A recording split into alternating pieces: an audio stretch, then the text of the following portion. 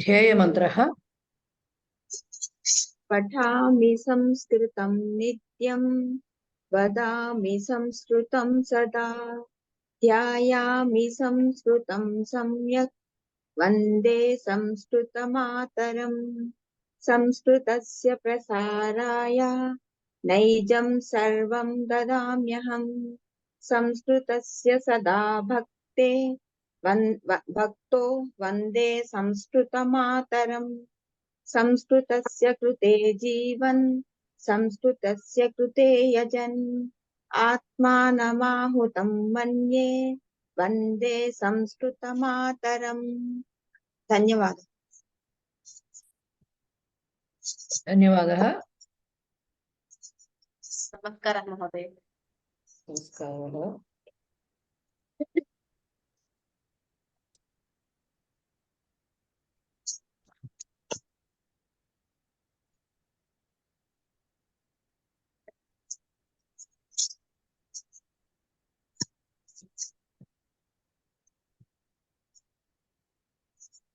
Okay, fine.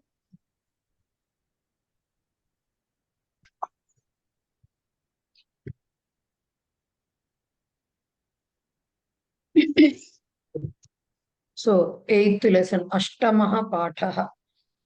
8th lesson Telugu పుస్తకం నా దగ్గర ఉన్న దాంట్లో పేజ్ నెంబర్ 159. మీ దగ్గర చూసుకోండి ఎక్కడ ఉన్నాయో. Okay, same page. Same page. So 159. So సూక్తి చూడండి, 8th లెసన్ లో సూక్తి. జ్ఞాతసారోపి ఖల్వేకః సందిగ్ధే కార్యవస్తుని. జ్ఞాతసారోపి ఖల్వేకః సందిగ్ధే కార్యవస్తుని. జ్ఞాతసారః అపి అని చదువుకోవాలి దాన్ని. ఓకే, జ్ఞాతసారః అపి ఖలు ఏకః సందిగ్ధే కార్యవస్తుని. జ్ఞాతసారః అంటే అర్థం ఏంటి? సారమును గ్రహించిన వాడు, సారము తెలిసిన వాడు. అంటే సారం అంటే ఏంటి? ఏదైనా పని చెయ్యాలనుకుంటే దాని గురించి తెలిసినవాడు, ఏ పని ఎలా చెయ్యాలో తెలిసినవాడు. జ్ఞాతసారః అంటే జ్ఞాన పురుష, జ్ఞాని పురుష ఏదైనా చెప్పచ్చు. సో జ్ఞానవంతుడైన వాడు ఎవరైతే ఉన్నాడు, జ్ఞాత సారము గ్రహించిన వాడు జ్ఞాతసారుడు, సారము తెలుసుకున్నవాడు. జ్ఞాతసారః అపి, ఎంత జ్ఞానం ఉన్నా సరే, చాలా విషయంలో అనుభవం ఉంది, చాలా తెలిసిన వాళ్ళైనా సరే, ఖలు అనేది ఖలు అని చెప్పడం కదా అనేది. ఓకే, ఏకః అంటే ఎవరైనా ఒక వ్యక్తి అని అర్థం. ఏకః సందిగ్ధే కార్యవస్తుని. ఓకే, కార్యవస్తుని అంటే అర్థం ఏంటి? ఏదైనా ఒక కార్యమును చెయ్యాలి అనేటువంటి, ఏదైనా చేయాల్సిన పని ఉన్న ఆ వస్తువు యందు, అది సప్తమి విభక్తి వస్తుంది. ఓకే, సప్తమి విభక్తి వస్తుంది అన్నమాట.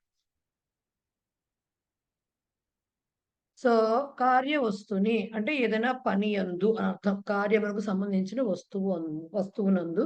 సందిగ్ధే అంటే సందేహిస్తాడు, సందేహిస్తున్నాడు అని అర్థం. అంటే అర్థం ఏమిటి? చూడండి, మనకి కూడా ఎంత తెలిసిన పనైనా సరే అప్పుడప్పుడు డౌట్ వస్తుంది కదా. రోజు చేసే పని అవ్వచ్చు, రోజు చెప్పేదే అవ్వచ్చు, మనం రోజు వండేదే అవ్వచ్చు, రోజు మాట్లాడే వాళ్ళే అవ్వచ్చు. ఒక్కొక్కసారి కొన్ని కొన్ని విషయాల్లో సందేహం వస్తుంది. దానికి చాలా మనకి జనరల్‌గా ఇళ్లల్లో కనిపించేది ఏంటి? పెద్దవాళ్ళు ఉన్నారనుకోండి మనకి. మన పెద్దవాళ్ళు ఉన్నారనుకోండి, అత్తగారులో, అమ్మగారులో ఉన్నారనుకోండి. మన ఆడవాళ్ళ సంగతి చెప్తున్నాను నేను. ఆడవాళ్ళు గబుక్కున ఒక నలుగురు ఉన్నారు ఇంట్లో. నువ్వు వంట చేసేప్పుడు జనరల్‌గా రోజువారీ కూడా ఇంట్లో జాయింట్ ఫ్యామిలీ ఉండి అందరూ ఉంటే ఏమన్నా వంట చేయాలనుకోండి. సపోజ్ వీళ్ళకొచ్చు, వీళ్ళు వంట చేయట్లేదా? 25 ఏళ్ల నుంచో, 20 ఏళ్ల నుంచో వీళ్ళు వంట చేస్తున్నారు. వీళ్ళ పిల్లలు పెద్దవాళ్ళే. అయినా ఇది చేసేప్పుడు ఇంతైతే సరిపోతుందేమో అనడం సహజమా? కాదా? ఈ పప్పు ఇంత వేస్తే సరిపోతుందేమో, ఈ కూర ఇంత తరిగితే సరిపోతుందేమో, ఇంకా కాసింత తరగనా, మనకి తెలియదని కాదక్కడ. తెలిసినా పక్కన ఒక మాట ఉండేసరికి, ఒకళ్ళు ఉండేసరికి, మనకంటే పెద్దవాళ్ళో, మనకంటే అనుభవజ్ఞులో ఉండేసరికి సహజంగా ఓ మాట అడిగితే పోలే అనే ఫీలింగ్ ఒకటొస్తుంది కదా. సో ఎంత తెలిసిన వాళ్ళకైనా అలాగే, ఎంత పెద్ద పని చేపట్టినప్పుడు వాళ్ళు చెయ్యలేదని కాదు, అంతవరకు అలాంటి ఈవెంట్స్ చాలా చేసుండొచ్చు. బట్ మళ్ళీ ఫ్రెష్‌గా ఒక పెద్దది చేస్తున్నప్పుడు ఏంటంటే, ఒకళ్ళతో ఒకళ్ళకి సలహా సంప్రదింపులు చేసుకోవడం అనేది మనకు సర్వసాధారణం. రైట్? సో అంటే ఏంటి? తెలీదని కాదు. ఏమో ఎక్కడైనా తప్పు జరుగుతుందేమో, ఎక్కడైనా పొరపాటు పడతామేమో ఎంత తెలిసినా ఒక్కొక్కసారి మిస్టేక్ అవ్వచ్చు అనే విషయంలో ఆ సందేహం కలుగుతూ ఉంటుంది. కరెక్టే చేస్తున్నానా అని ఒకటి ఏతులు. దానికి అందుకని పక్కన వాళ్ళెవరన్నా పర్వాలా అని ఒక ముగ్గురు, నలుగురం కలిసామనుకోండి అప్పుడేమవుతుంది పర్వాలా అయితే పర్వాలా. ఇక బానే ఉంది. అందరిది ఇది ఒపీనియన్ కాబట్టి ఓకే. అనే ఫీలింగ్ వస్తుంది. సో వాళ్ళు చెప్పదలుచుకుందేంటంటే ఏకః జ్ఞాతసారః అపి. జ్ఞాతసారః అపి ఏకః ఏదైనా అవ్వచ్చు. కార్యవస్తుని సందిగ్ధే ఖలు అని చెప్పడం. అంటే ఎంత తెలిసిన వాడైనా సరే, ఎంత జ్ఞానవంతుడైనా సరే, కొన్ని పనులలో పని విషయంలో ఒక్కొక్కసారి ఏమవుతుంది పనులు చేసాడు. కొన్నిట్లో అన్నిట్లో అవ్వకపోవచ్చు. ఇప్పుడు ఒక్కొక్కసారి సందేహం కలుగుతూ ఉంటుంది. అది సర్వసాధారణం కదా! ఖలు అంటే కదా అని చెప్పడం. రైట్? అది 8th లెసన్‌లో సూక్తి. ఓకే. ఇక భాషాభ్యాసంకొచ్చేసరికి 8th లెసన్‌లో ఇప్పుడు గ్రామర్ మనకి 4 లకారాలు అయిపోయినాయండి. ఓకే. 4 లకారాలు చెప్పేసుకున్నాము. దీనికి సంబంధించి 4 లకారాలు చెప్పుకున్నాము ప్రవేశ వరకు. తవతు అని భూతకాలార్థంలో వచ్చే ఒక ప్రత్యయం చెప్పుకున్నాము. ధాతువుల మీదకొచ్చే ప్రత్యయాల్ని కృత్ ప్రత్యయాలు అంటాము అని చెప్పుకున్నాం. కృత్ ప్రత్యయాలు. అలాంటి ఒక చాలా ఉన్నాయి అలాంటివి. ఒక కృత్ ప్రత్యయం తవతు. అది యాడ్ అయినప్పుడు ధాతువుకి ఏమొస్తోంది? భూతకాలార్థం వస్తుంది. భూతకాలార్థంలో పదం ఏర్పడుతోంది. కానీ ఆ పదాలు వచ్చే శబ్దాలన్నీ ఎలాంటివి? నామవాచక శబ్దాలు ఏర్పడతాయి తవతుతోటి. ఓకే. సో అందుకని యాక్చువల్ క్రియాపదం అంటే మాత్రం లకార రూప క్రియాపదమే క్రియాపదం అంటాం. బట్ ఇది క్రియనే చెప్తోంది. చాలా సందర్భాల్లో అదేమవుతుందంటే విశేషణంగా కూడా ఉపయోగపడుతూ ఉంటుంది. లింగ భేదాలు ఉన్నాయి కాబట్టి దానికి విశేషణ రూపంలో కూడా ఉపయోగపడుతూ ఉంటుంది. ఇక అలాంటివే కృత్ప్రత్యయాలు ఇంకొక 2 ప్రత్యయాలు ఈ పాఠంలో మనం చదువుకుంటాము. ఒకటి క్త్వా కేటీవీఏ అని చెప్పుకోవచ్చు. క్త్వా త్వా క హాఫ్ క హాఫ్ త వా అన్నమాట. త్వా. ఇంకొకటి ల్యప్ ఎల్‌వైఏపి ల్యప్ అనే ప్రత్యయం. ఏమిటి చేస్తాయి? ఇవి 2 కూడా అవ్యయాలు. ఓకే. ఈ త్వా అండ్ ల్యప్ అనే 2 ప్రత్యయాలు కూడా అవ్యయములు. అంటే లింగ విభక్తి వచనాలు ఉండవు. యాజ్ ఇట్ ఈస్‌గా అదే రూపంలో ఉంటాయి. ఎప్పుడు చెప్తాము? ఇవి 2 కూడా కృత్‌ప్రత్యయాలేనండి. వీటిని ఎప్పుడు చెప్తాము అంటే ఒకే కర్త 2 పనులు చేసినప్పుడు. కర్త ఒకడే ఉంటాడు. కానీ 2 పనులు చేస్తాడు. సేమ్ కర్త 2 పనులను చేసినప్పుడు 2 వాక్యాలుగా చెప్పొచ్చు. రామః పఠతి, రామః లిఖతి అని చెప్పొచ్చు. అలా చెప్పకుండా ఏం చేస్తారంటే 2 సేమ్ కర్త కాబట్టి కంబైన్ చేసి రెండిటిని పఠిత్వా లిఖతి అంటారు. అంటే చదివి రాశాడు. ఆర్ లిఖిత్వా పఠతి. ఎనీథింగ్. ఏదైతే ముందర చేస్తారో యాక్షన్ జనరల్‌గా ఫస్ట్ చెప్దాం. రామః పఠతి, రామః లిఖతి అని 2 వాక్యాలు మనం చెప్పినప్పుడు ముందర చెప్తున్నదేంటి? పఠతి చెప్తున్నాం. కాబట్టి ఫస్ట్ జరుగుతున్న క్రియ అది అని అనుకుని దానికి త్వా అనే ప్రత్యయం తెలుగులో దీన్ని చెప్పాలనుకుంటే రాముడు చదువుతున్నాడు, రాముడు రాస్తున్నాడు. రాముడు చదివి రాస్తున్నాడు అని చెప్పటం అనేది మన అసమాపక క్రియ. కంప్లీట్ అవ్వట్లేదు అక్కడ. త్వా అంటే కంప్లీట్ అవ్వట్లేదు. చదివి రాస్తున్నాడు అని చెప్తాం. సో సేమ్ కర్త ఒకే కర్త 2 క్రియలను చెయ్యాలి. అదే రామః పఠతి కృష్ణః లిఖతి అని ఉన్నప్పుడు రామః పఠిత్వా కృష్ణః లిఖతి అని రాయకూడదు. ఎందుకు? అక్కడ పఠనంకి ఒక కర్త ఉన్నాడు రాముడు, లేఖనంకి ఇంకొక కర్త ఉన్నాడు కృష్ణుడు. సో అలాంటి చోట్ల 2 సెపరేట్ సెంటెన్సెస్ రాయాల్సిందే. ఎప్పుడైతే ఒకే కర్త 2 పనులను చేస్తాడో, 2 క్రియలను చేస్తాడో దాంట్లో మొదట ఏదైనా క్రియ చెప్తున్నప్పుడు మనం మొదట ఒక క్రియ గురించి ఎప్పుడు 2 జరుగుతున్నాయన్నా సెపరేట్ వాక్యాలు చెప్పాలన్నా ముందర ఒక వాక్యం ఒక క్రియ చెప్పే తర్వాత ఇంకో క్రియకెళ్తాం కదా! సో ఆ ముందు చెప్పే క్రియకి త్వా అనే రూపము, త్వా అనే ప్రత్యయము యాడ్ చేసి ఒకటే వాక్యం కింద చేసి సో ఇప్పుడు జస్ట్ మీకు పఠతికి తవతు యాడ్ చేసినప్పుడు పఠి అని వస్తుంది కదా! పఠితవాన్ అని వస్తుంది కదా! అలాగే ఇక్కడ కూడా పఠి వచ్చి త్వా వస్తుంది. ఇంకా కా ఉండదు. పఠిత్వా పఠకి పఠిత్వా లిఖకి లిఖిత్వా అలాగే అలా అన్నిటికీ వస్తాయి. పఠిత్వ పఠతి పఠిత్వా లిఖతి లిఖిత్వా జానాతి జ్ఞాత్వా అని వస్తుంది. జ్ఞాతవాన్ అన్నాంగా అక్కడ కూడా మనం అలాగే జ్ఞాత్వా. ఓకే. హసతి హసిత్వా, పిబతి పీత్వా, పీతవాన్ అన్నాం కదా అక్కడ. తవతు వస్తే ఆల్మోస్ట్ త్వా కూడా వచ్చేస్తూ ఉంటుంది. పీత్వా ఇలాగా వెర్బ్స్ అన్నిటికి కూడా తవతు ప్రత్యయ త్వా ప్రత్యయం అనేది వాక్యాలు చూసినప్పుడు మీకు ఒక్కొక్క వెర్బ్కి ఎలా వస్తుందో నేను చెప్తాను మళ్ళీ. మరి ల్యప్ ఏమిటండి? ల్యప్ అనే ప్రత్యయం ఏమిటి? ల్యప్ కూడా కృత్ ప్రత్యయమే, అవ్యయమే. ఇది కూడా సేమ్ కాంటెక్స్ట్, అంటే ఒక సబ్జెక్ట్, ఒక కర్త, రెండు క్రియలు, దాంట్లోనే వాడతాం. మరి ఎందుకు రెండు ప్రత్యయాలు అంటే, ఈ ల్యప్ అని వాడాలి అంటే ధాతువుకి ఉపసర్గ ఉండి తీరాలి. ఉపసర్గలు చెప్పుకున్నాం కదా మనం. హరతి, ప్రహరతి, సంహరతి, విహరతి, ఆహరతి, ఇలా చాలా చెప్పుకున్నాం కదా మనము. సో మామూలుగా హరతి అని ఉంటే హృత్వ అని వస్తుంది. ఓకే, మామూలుగా హరతి అని ఉంటే హృత్వ ధాతువుకే రావాలి కాబట్టి హృ ధాతు హెచ్ఆర్యు రు మాత్రం అనమాట. సో హృత్వ అనే వస్తుంది. పఠతి మామూలు ధాతువే కాబట్టి పఠిత్వ అని వస్తుంది. ఏ అలాగే మీకు మామూలుగా అంటే ప్రహరతి చెప్పారు. గచ్చతి ఉందనుకోండి గత్వా వస్తుంది. గచ్చతి ఉందనుకోండి గత్వా వస్తుంది. మరి ఆగచ్చతి ఉంటే అది ఉపసర్గ కదా అనేది ఇప్పుడు తెలుసుకున్నాం కదా, అది ఉపసర్గ అని. మరి ఆగత్వా అని రాకూడదు. ఆగచ్చతి ఎప్పుడైతే ఉపసర్గతో యాడ్ అయిపోతుందో అప్పుడు ఇంకా త్వా ప్రత్యయం రాదు. వాటికి వచ్చేదాన్ని ల్యప్ ప్రత్యయం అంటారు. సేమ్ సందర్భానికి, సేమ్ కాంటెక్స్ట్, అంటే ఒక కర్త రెండు క్రియలు, ఒకే కర్త రెండు క్రియలను చేస్తున్నప్పుడు అది ఆ క్రియలు మనం చెప్పదలుచుకున్నది, ఆ క్రియలని గనక మామూలు ఉపసర్గ లేకుండా ప్లెయిన్ ధాతువులతోటి చెప్తుంటే, ప్లెయిన్ క్రియాపదాలుగా చెప్తుంటే అప్పుడు త్వా వస్తుంది మొదటి క్రియకి. లేదు ఇప్పుడు ఆగచ్చతి అనేదాన్ని ఖచ్చితంగా ఆ పెట్టాలి, ఎందుకంటే మీనింగ్ రావాలి. హీ కమ్స్ అన్నప్పుడు సహా ఆగచ్చతి అనే పెట్టాలి, రైట్? ఎప్పుడైతే ఉపసర్గతో కూడినటువంటి క్రియాపదం వాడుతున్నామో అప్పుడు ల్యప్ అనే ప్రత్యయం వస్తుంది సేమ్ సందర్భానికి. దాని రూపము ల్యప్లో లకారము పకారము పోయి యా మిగులుతుంది. యా మిగిలి యాడ్ అవుతూ ఉంటుంది. ఆగత్య అని వస్తుంది. గచ్చతికి గత్వా వస్తుంది, ఆగచ్చతికి ఆగత్య వస్తుంది. ఓకే, మరి హరతికి హృత్వా వచ్చింది, అదే ప్రహరతి అని వచ్చింది అనుకోండి ప్రహృత్య అని వస్తుంది. ప్రహృత్య అని వస్తుంది. సంహృత్య, విహృత్య అలా వస్తాయి. హృ ధాతువు, హృత్ హృత్ అని వస్తూ ఉంటుంది, హృ ధాతువు. సో హృత్వాలో కూడా మీకు హృ వస్తుంది. హరతికి హృత్వా కూడా హృ తకారం వస్తుంది.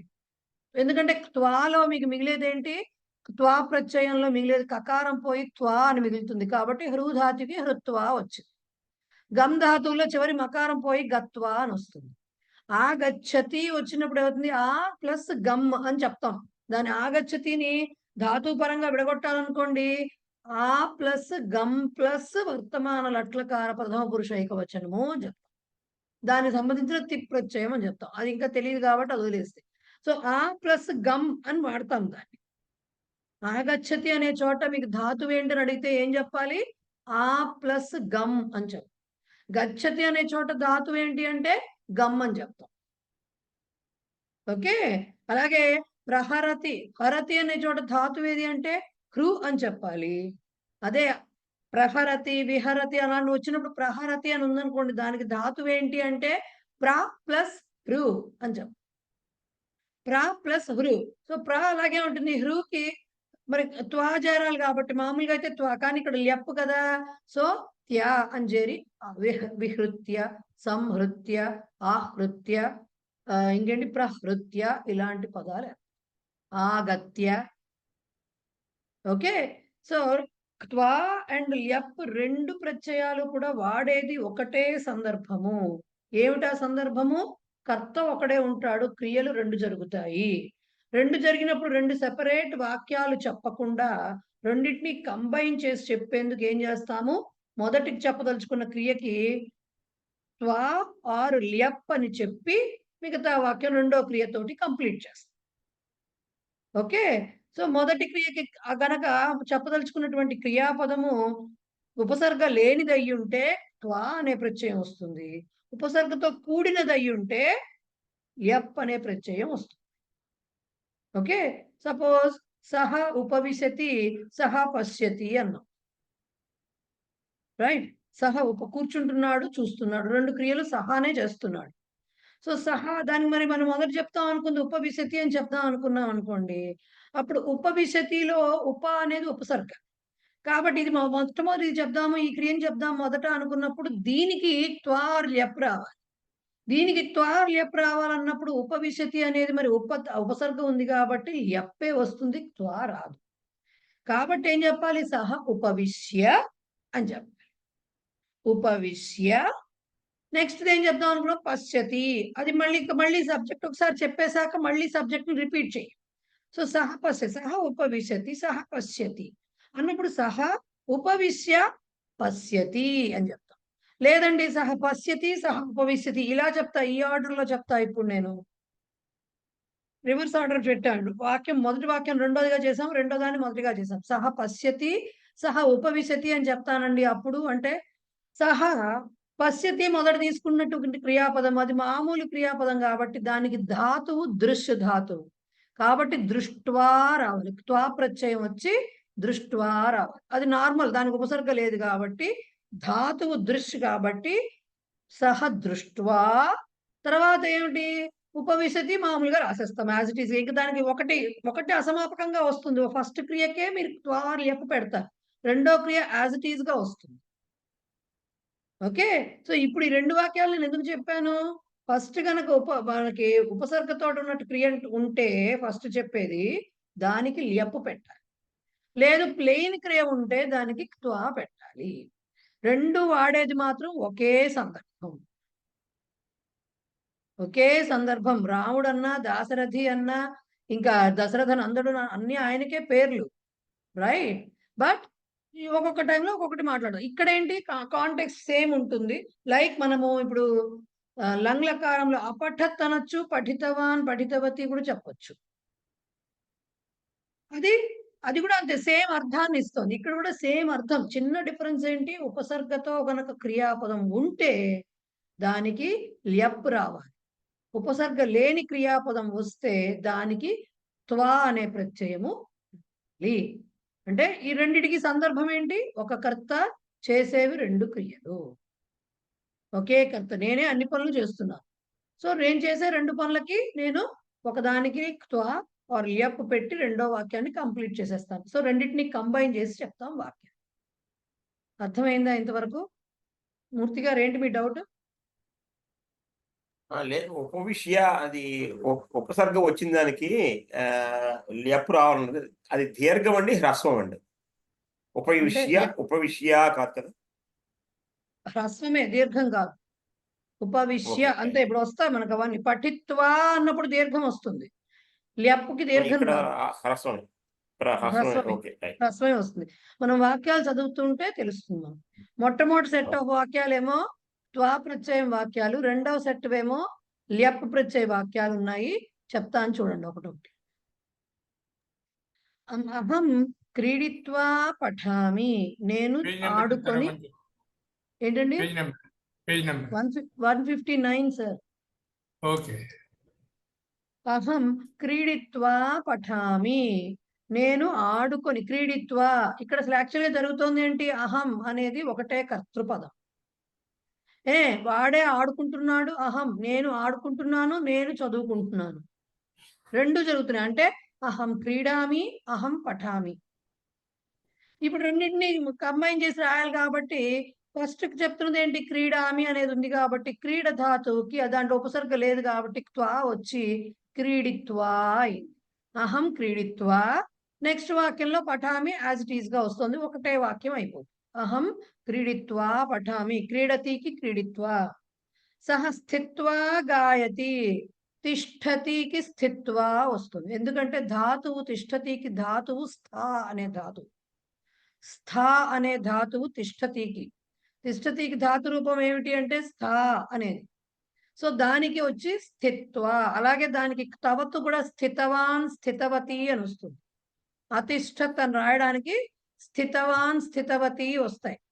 సో ఇక్కడ కూడా స్థిత్వ అని వస్తుంది. రైట్. సహ స్థిత్వా గాయతి, అతని నుంచి పాడుతున్నాడు. అంబ పాకం కృత్వా పరివేషయతి, కరోతి కృత్వా. క్రూ ధాతువు కాబట్టి కృత్వా. అమ్మ వంట చేసి వడ్డిస్తున్నది. పరివేషణం అంటే వడ్డించటం. సో పరివేషయతి వడ్డిస్తున్నది. కరోతికి కృత్వా. అలాగే చోరః ఆరక్షకం దృష్ట్వా ధావితవాన్. చూసి పరిగెత్తాడు. దొంగ పోలీసుని చూసి పరిగెత్తాడు. పశ్యతికి దృష్ట్వా త్వా ప్రత్యయం పశ్యతికి దృష్ట్వా అను. ఏషా పాఠం పఠిత్వా నిద్రాం కరోతి. ఈమె పాఠము చదివి నిద్రిస్తున్నది. పఠిత్వా పఠతికి పఠిత్వా అను. సహ పాఠశాలాం గత్వా పఠతి. అతడు స్కూల్కి వెళ్ళి చదువుతున్నాడు. గత్వా గచ్చతి గత్వా. ఇవన్నీ కూడా త్వా ప్రత్యయ వాక్యాలు కాబట్టి ప్లెయిన్ క్రియాపదాలు ఉంటాయి. ఓకే. అహం గ్రంథం దృష్ట్వా లిఖామి. నేను పుస్తకమును చూసి రాస్తున్నాను. దృష్ట్వా పశ్యతి దృష్ట్వా. అహం క్షీరం పీత్వా నిద్రాం కరోమి. నేను పాలు తాగి నిద్రపోతున్నాను. ఓకే, నిద్రపోతాను. సో పిబతికి పీత్వా వస్తుంది. పిబతికి ధాతువు పాధాతు అంటాము, బట్ రావడం పీత్వా. తవతు అయితే పీతవాన్ పీతవతి అని వస్తాయి. సహ స్నాత్వా పూజాం కరోతి. స్నాతి అనే వెర్బ్ ఉంది, పరస్మైపది క్రియాపదం. స్నాతి అంటే స్నానం చేస్తున్నాడు అని అర్థం. సో స్నాత్వా స్నానం చేసి పూజ చేస్తున్నాడు. ఓకే, స్నాత్వా. అహం అర్థం జ్ఞాత్వా వదామి. నేను అర్థాన్ని తెలుసుకుని మాట్లాడుతున్నాను ఆర్ చెప్తున్నాను. జ్ఞాత్వా జానాతికి జ్ఞాత్వా. ఎందుకు? ధాతువు జ్ఞా కాబట్టి. ఓకే, జ్ఞాత్వా. తే శబ్దం శ్రుత్వా భీతవంతః. శ్రుత్వా శృణోతికి శ్రుత్వా వస్తుంది. శృణోతికి శృతవాన్ శృతవతి లాగానే శ్రుత్వా అనేది వస్తుంది త్వా ప్రత్యయం.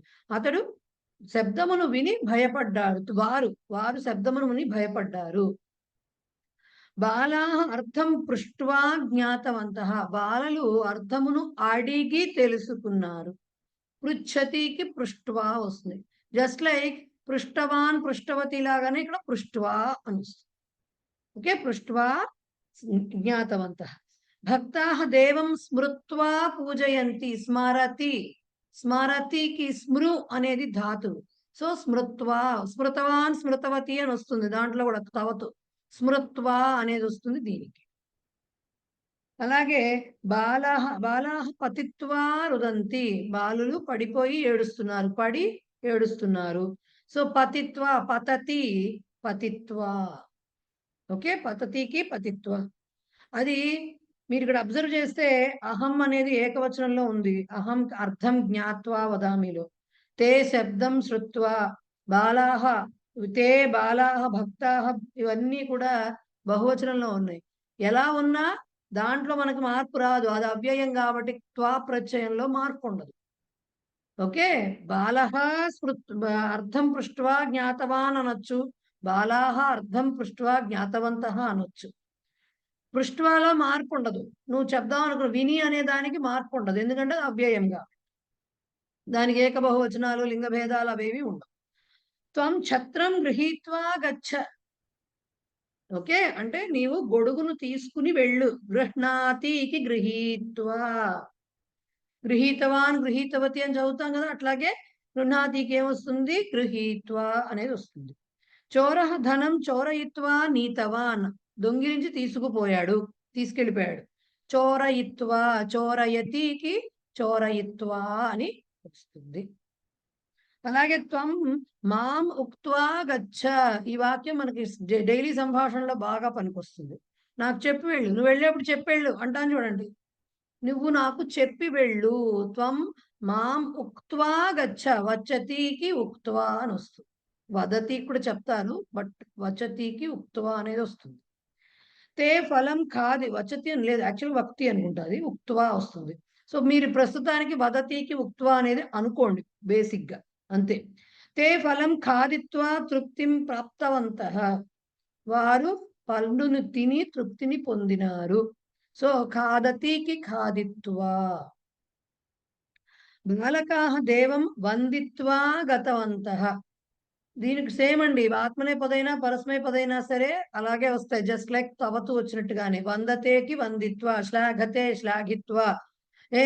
క్షమతే క్షమిత్వ ఇలాగే వస్తాయి అన్ని. సేవతే సేవిత్వ, లజ్జతే లజ్జిత్వ ఇలాగే వస్తాయి రూపాలన్నీ. సో ఇదే వాళ్ళు కిందంతా మనం చెప్పుకున్నదే వాళ్ళు రాశారనమాట. త్వా ప్రత్యయానికి సంబంధించినటువంటి వాక్యాలు. ఒక కర్త 2 క్రియలను చేస్తున్నప్పుడు మొదటి క్రియకి సంబంధించిన క్రియాపదానికి అది గనక ఉపసర్గ లేనిదైతే, ప్లెయిన్ క్రియాపదం అయితే దానికి త్వా అనే ప్రత్యయం వస్తుంది. అదే ఉపసర్గ ఉన్న క్రియాపదం అయితే ల్యప్ అనేది వస్తుంది. దాని ముందర కొంచెం మీకు ఆ రూపాలు కొన్ని ఇచ్చారు చూడండి.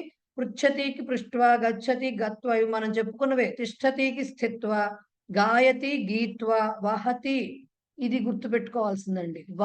వా అక్షరంతో ఎప్పుడైతే క్రియాపదాలు వస్తాయో, వదతి, వచతి, వహతి ఇలాంటి క్రియాపదాలు వచ్చాయో వాటికి మన తవతు గాని త్వా కానీ ఉకారంతో స్టార్ట్ అవుతుంది. వదతి ఉందనుకోండి, యాక్చువల్గా వదతికి ఊఢవాన్ ఊఢవతి అనేవి తవతు అవుతాయి. ఊఢవాన్ అనేది వస్తుంది. సారీ కాదు, వదతికి ఉదితవాన్ అని వస్తుంది. ఉదితవాన్ ఉదితవతి వదతికి. అలాగే ఉదిత్వా అనేది వస్తుంది. ఎందుకు? వాతో స్టార్ట్ అయ్యేటటువంటి క్రియాపదాలతో కొంచెం జాగ్రత్తగా ఉండాలి. ఇప్పుడు వహతి ఉంది, వాళ్ళు ఇచ్చారు చూడండి ఊఢ్వా. వహతికి ఊఢ్వా, తవతు కూడా ఊఢవాన్ ఊఢవతి అని వస్తుంది. ఊఢవాన్ ఊఢవతి అని వస్తుంది తవతు కూడా. యచ్చతి అన్నా దదాతి అన్నా కూడా తవతు గాని ఇవి కూడా దాతోనే స్టార్ట్ అవుతాయి. యచ్చ అనే ధాతు లేదు. యచ్చతి కూడా ధాతువు దానే. ఓకే, ఒక రకమైన రూపం యచ్చతి, రెండో రకమైన రూపం దదాతి. రైట్. సో దత్వా అనే వస్తుంది. అక్కడ దత్తవానే, యచ్చతి ఇచ్చినా కూడా దత్తవానే రాయాలి తవతు. దదాతి ఇచ్చినా దత్తవానే రాయాలి. ఇక్కడ కూడా యచ్చతి ఇచ్చినా దదాతి ఇచ్చినా దత్వానే రాయాలి. రాసేటప్పుడు వాళ్ళు అక్కడ రాశారు చూడండి, దత్వా రాసేటప్పుడు 2 తాలు రాయాలి. 2 తాలు వకారం రాయాలి. దత్వా అని రాశాడు. దత్తవానికి కూడా 2 తాలు అక్కడ తెలుస్తుంది దత్తవాన్ అని పలుకుతాం కాబట్టి. ఇక్కడ తెలియదు, దత్వా అన్నంలో వెళ్ళిపోతుంది 2వ తా, బట్ 2 తాలు రాయాలి. నయతి నీత్వ ధాతువు నీ, నయతికి నీ అనేది ధాతువు. సో నీత్వ. స్మరతి స్మృత్వ అవే ఇచ్చారు వాళ్ళు అక్కడ. ఓకే, సో అవి త్వా ప్రత్యయంతో వచ్చేటటువంటి వాక్యాలు ఇచ్చారు. నెక్స్ట్ సెట్ చూడండి. ఆరక్షక చోరం అనుసృత్య గతవాన్. ఆరక్షకుడు పోలీసు దొంగని వెంబడించి వెళ్ళాడు. అనుసరించి వెంబడి వాడు వెనకాల వెళ్ళాడండి. అనుసృత్య ల్యప్. ఎందుకు? సరతి అనేది యాక్చువల్ గా వెర్బ్. సరతికి అను ప్లస్ సరతి, అనుసరతి. సరతికి ధాతువు ఏంటి? సృ. మామూలు సా రుకారం సృ. ఓకే, కాబట్టి అనుసరతికి అనుసృత్య అని రాయాలి.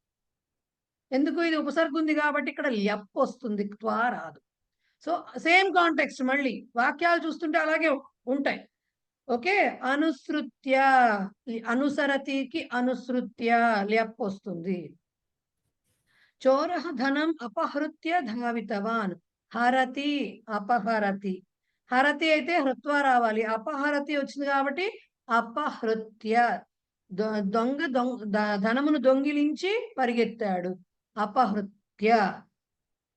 ఓకే, శాస్త్రం అభ్యస్య సహ పండితః అభవత్.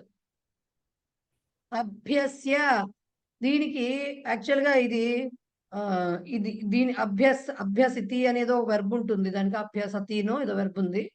బట్ దానికి ధాతువు ఏంటనేది తెలుసుకోవడానికి ఇప్పుడే ప్రయత్నించద్దు. ఎందుకంటే దానికి ముందు వెనక అసధాతువుకి అభ్ కలిస్తే వస్తుంది. అది అభి అని కలిస్తే అభి ప్లస్ అసధాతు వస్తుంది అది. సో అంత కన్ఫ్యూజ్ అవ్వకుండా దీనికి అభ్యస్య అనేది డైరెక్ట్ గా గుర్తుపెట్టుకోండి. అభ్యాసము అంటామే మనము, అది డైరెక్ట్ గా అభ్యాసములో అభి అనే ఉపసర్గ ఉందన్నమాట. సో అభి ప్లస్ అసధాతువు తోటి కలిసి వస్తాయి ఆ రూపాలు. కాబట్టి అభ్యస్య అనేది కూడా ల్యప్ ప్రత్యయంతో వస్తుంది. శాస్త్రమును అభ్యసించి సహ పండితః అభవత్. అతడు పండితుడు అయ్యాడు. అలాగే భక్త దేవాయ పుష్పాణి సమర్ప్య గతవాన్. భక్తుడు దేవునకు పుష్పములను సమర్పించి వెళ్ళాడు. మామూలుగా అర్పయతి అని ఉందనుకోండి, అర్పితవాన్ అర్పయతి అని మామూలు వెర్బ్ ఉందనుకోండి, అప్పుడే ఉంది, దానికి అదే అర్థం. సమర్పయతి అన్న అర్పయతి అనే మీనింగ్ ఒకటే, కొంచెం ఎంఫసిస్ అంతే.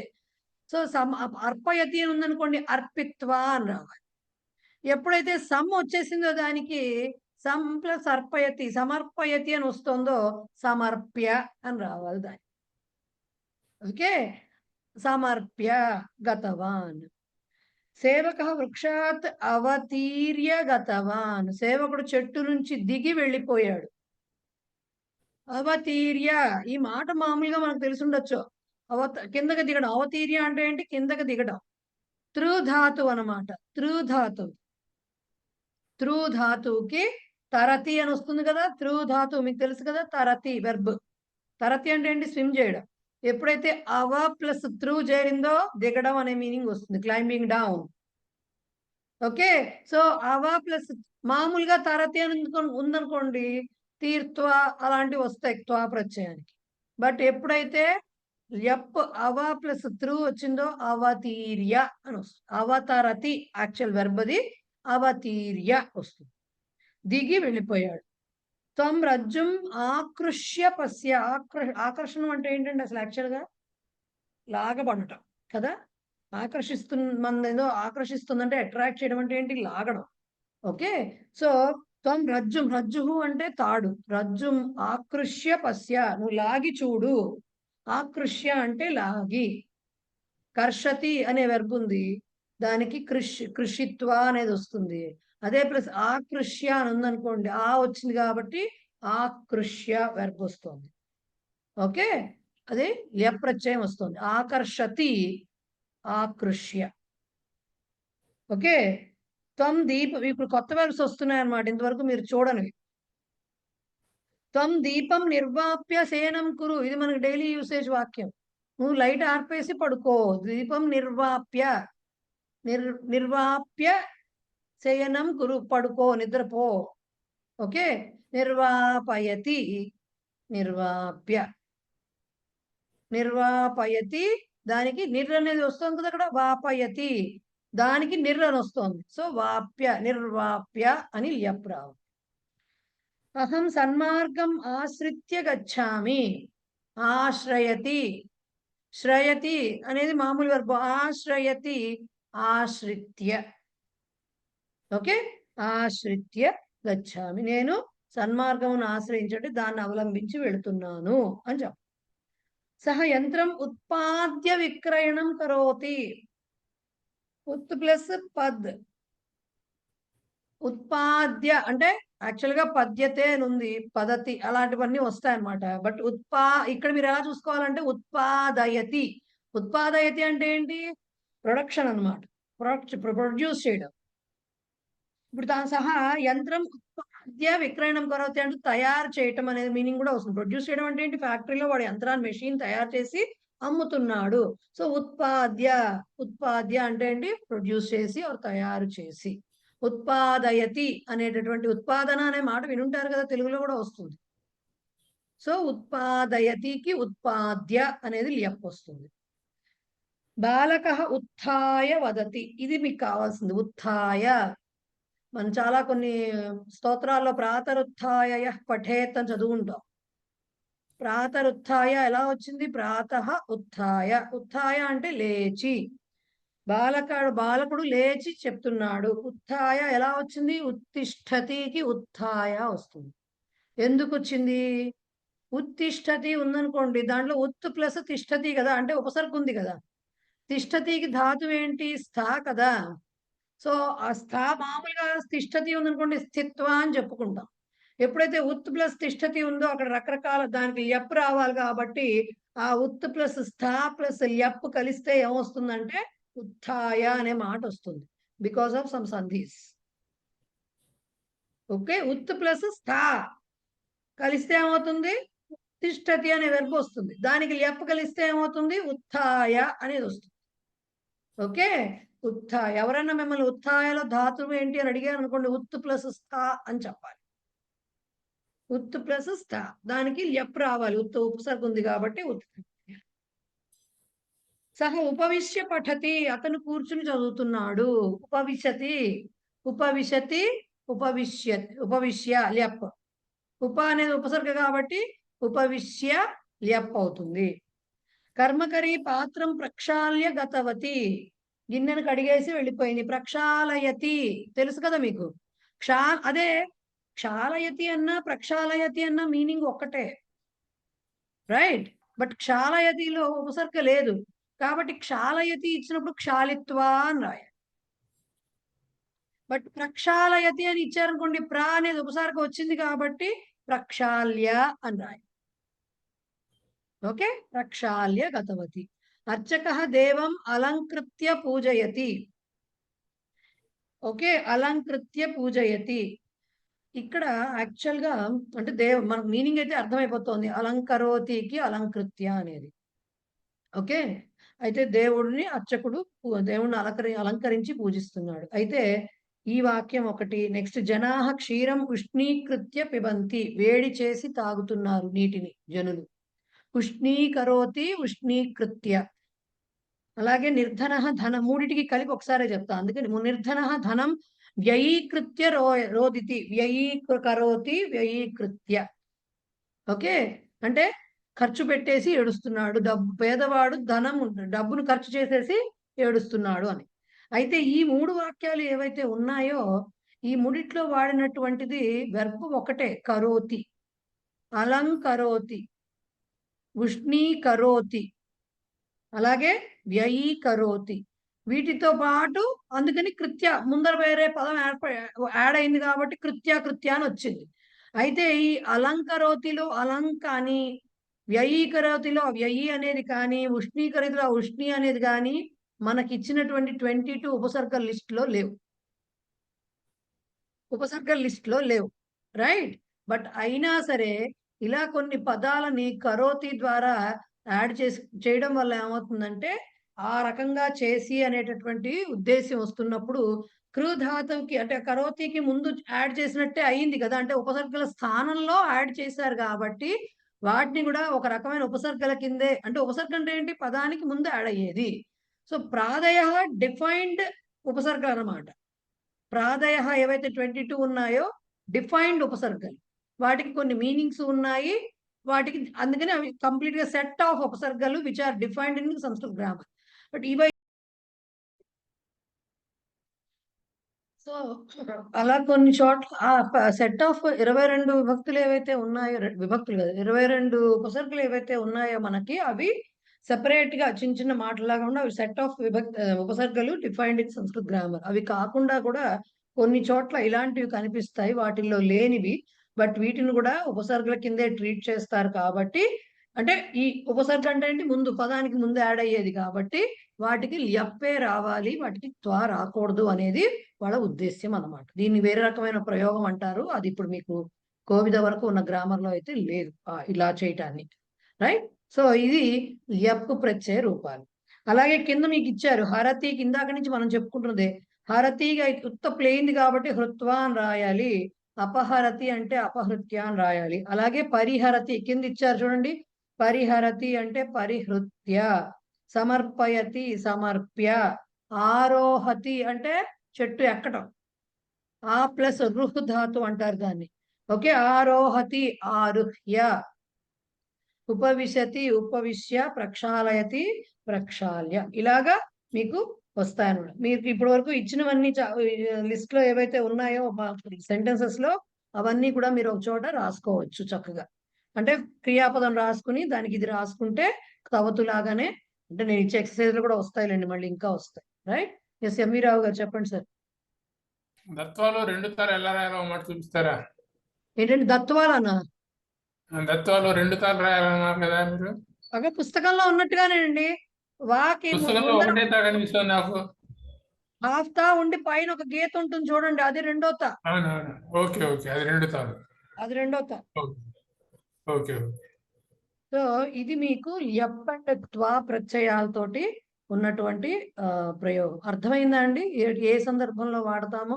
తవతు వస్తే త్వా వచ్చేస్తాయి ఆటోమేటిక్ గా, తవతు ప్రత్యయ రూపాలు వస్తాయి.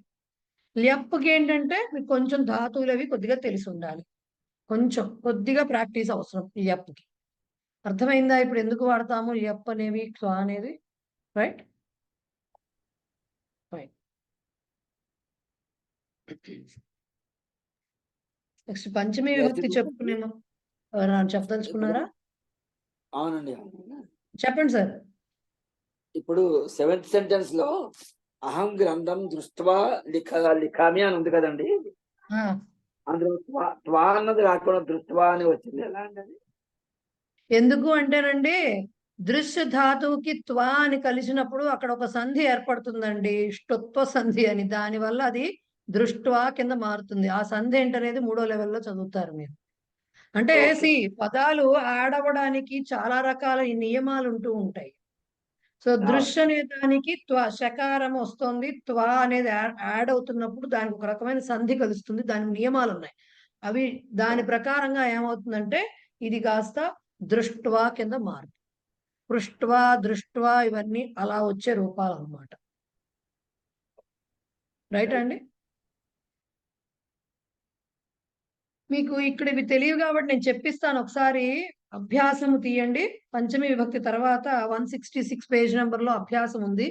ఇవి తెలియవు కాబట్టి నేను చెప్పిస్తాను. ఇక్కడ వరకు నేను చెప్తాను. ఇప్పుడే చెప్పుకున్నాం కాబట్టి అవి మీరు వెతుక్కోవడం కష్టమవుతుంది. చెప్తాను నేను. చూడండి, త్వాంత రూపాలు రాయమని చెప్పారు. ఆన్సర్స్ ఉన్నాయి, లేవో నన్ను, బట్ నేను చెప్తాను. పఠతికి పఠిత్వా అన్నారు, గచ్చతికి గత్వా అని వస్తుంది. ఓకే, గత్వా. ధ్యాయతి అనేది ఉంది, ధ్యాత్వా అని వస్తుంది. ధ్యాత్వా. ఓకే, ధ్యాయతి ధ్యాత్వా. స్మరతి స్మృత్వా, స్మరతి స్మృత్వా. లిఖతి లిఖిత్వా, లిఖిత్వా. కరోతి కృత్వా. శృణోతి శ్రుత్వా. మిలతి మిలిత్వా. నయతి నీత్వా. క్రీడతి క్రీడిత్వా.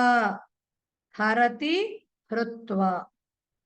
ఓకే, అలాగే ల్యప్ కూడా ఇచ్చారు చూడండి.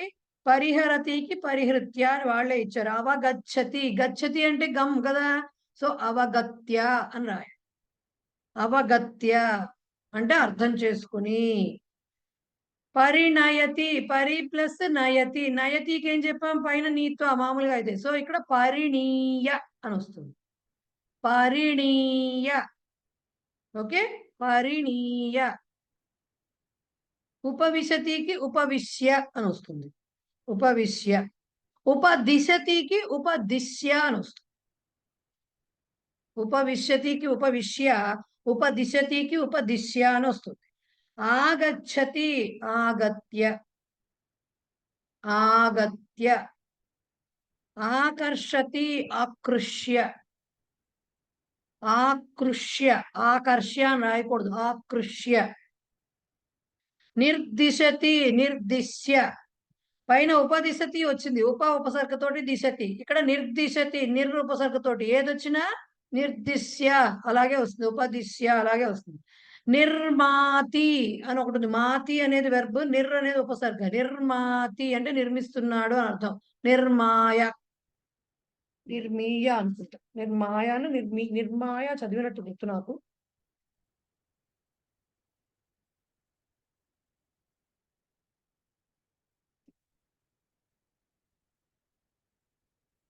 నిర్మాయనే, నిర్మాయ. అపహరతి అపహృత్య. అపసరతి అపసృత్య. అపసరతి అంటే పక్కకి జరగడం, అపహరతి అంటే అపహరించడం. రైట్, అపసరతి అపసృత్య. ఓకే, మిగతా ఎక్సర్సైజ్ తర్వాత చేద్దాం. ముందు అసలు రూపాలు తెలియాలి కదా, అవి ఏమన్నా చేయటానికి, అందుకని చెప్పాను. ఉపసరతి అంటే అర్థం ఏంటండి? ఏంటండి ఉపసరతి అర్థం? అపసరతి అంటే పక్కకి జరగడం, మూవింగ్ అసైడ్. ఓకే. అపహరితికి ఏమొస్తుందండి? ఉపవిశతి ఉపవిశ్య. ఉపవిశతి ఉపవిశ్య. ఎస్ విజయ్ గారు ఏంటండి? ఉపహరతికి అపహరతికి అపహృత్య. అపహృత్య. ఎక్కడైనా ఒకటే మీరు పైన పరిహరతి ఉందా? పరిహరతి, ప్రహరతి, ఆహరతి, సంహరతి, అపహరతి, ఇంకేంటుంది విహరతి. ఏ ఉపసర్గైనా రానివ్వండి, వాటికి ధాతువు ఏంటి? రు. రు. ఉపసర్గ హృత్య లేకుండా ప్లెయిన్ హృత్య హరతి వస్తే హృత్వ వస్తుంది. ఏ ఉపసర్గ వచ్చినా ఉపసర్గతో పాటు హృత్య రాసుకుంటూ రావాలి. అపహృత్య పరిహృత్య, అపహృత్య, విహృత్య, సంహృత్య, ఆహృత్య, ప్రహృత్య. ఓకే, అలా అన్నమాట. అలాగే. రైట్. సో నెక్స్ట్ మనము ఎస్ మల్లీశ్వరి గారు చెప్పండి.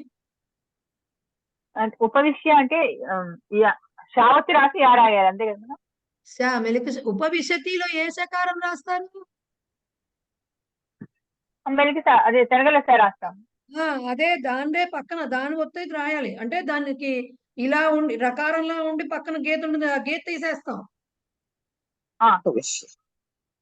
అక్కడ రాశారు కదా, పుస్తకం రాశారు చూడండి.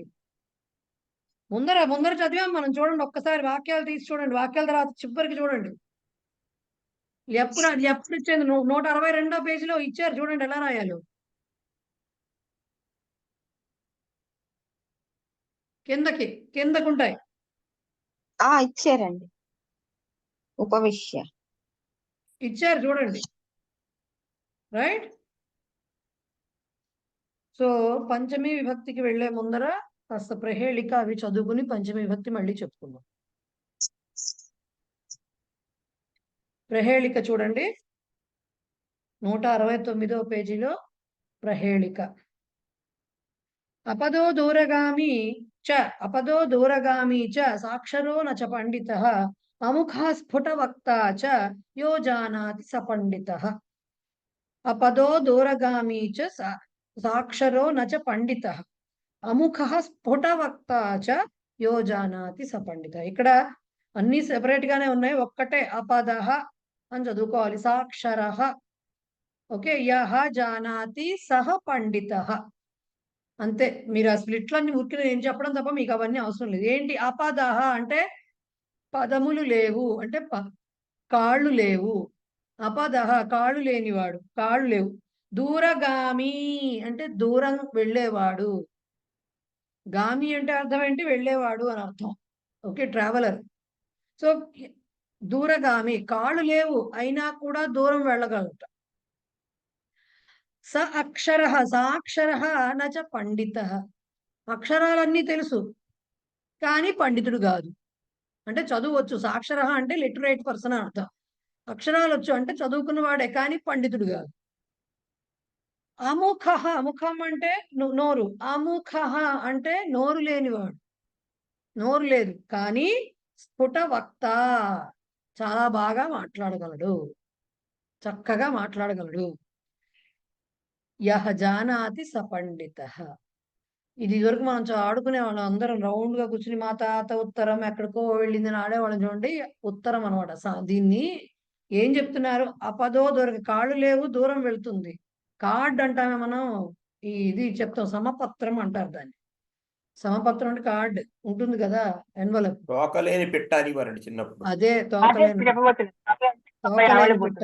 అదే అది ఆడుకునే వాళ్ళం కదా కూర్చుని. అది అలా అన్నమాట. అది ఏం చెప్తున్నాను, సమపత్రం అంటారు తెలుగు సంస్కృతంలో. అంటే ఏంటి? ఆ కార్డు ముక్క దానికి కాళ్ళు లేవు కానీ పోస్ట్ మ్యాన్ ద్వారా మనం డబ్బాలో వేస్తాం, అది ఎక్కడ కావాలంటే అక్కడికి వెళ్ళిపోతూ ఉంటుంది. అలాగే దాని నిండా అక్షరాలు రాసుంటాయి కానీ అది స్వతహాగా దానికి అది పండితురాలు కాదు, పండితుడో కాదు. అలాగే ముఖం లేదు కానీ దాని నిండా కబుర్లే ఉంటాయి, అది వెళ్ళి మన కబుర్లన్నీ అవతల వాళ్ళకి చెప్పొస్తుంది. దానికి నోరు లేదు, దానికి స్వతహాగా దానికంటూ నోరు లేదు కానీ అది అన్ని మాట్లాడుతుంది వెళ్ళి అక్కడికి వెళ్ళి. మనం చెప్పాలనుకున్నవన్నీ అది చెప్పేస్తుంది వెళ్ళి.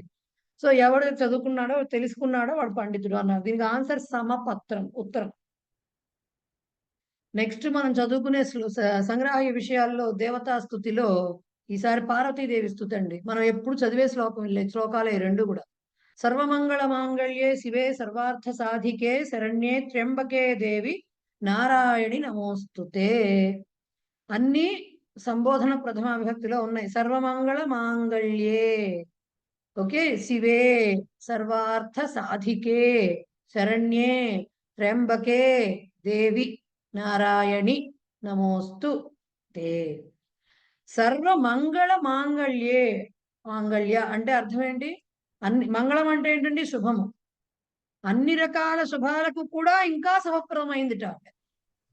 ఓకే, అన్ని శుభాలైతే ఎన్ని రకాల శుభాలు ఉన్నాయో అన్నిటికీ కూడా ఆవిడ ఇంకా కూడా శుభప్రదమైనది ఆవిడ. అలాగే పేజ్ నెంబర్ అండి, పేజ్ నెంబర్. 170 అండి, 170 సార్. కంటిన్యూషన్, ప్రహేళిక తర్వాత కంటిన్యూషన్.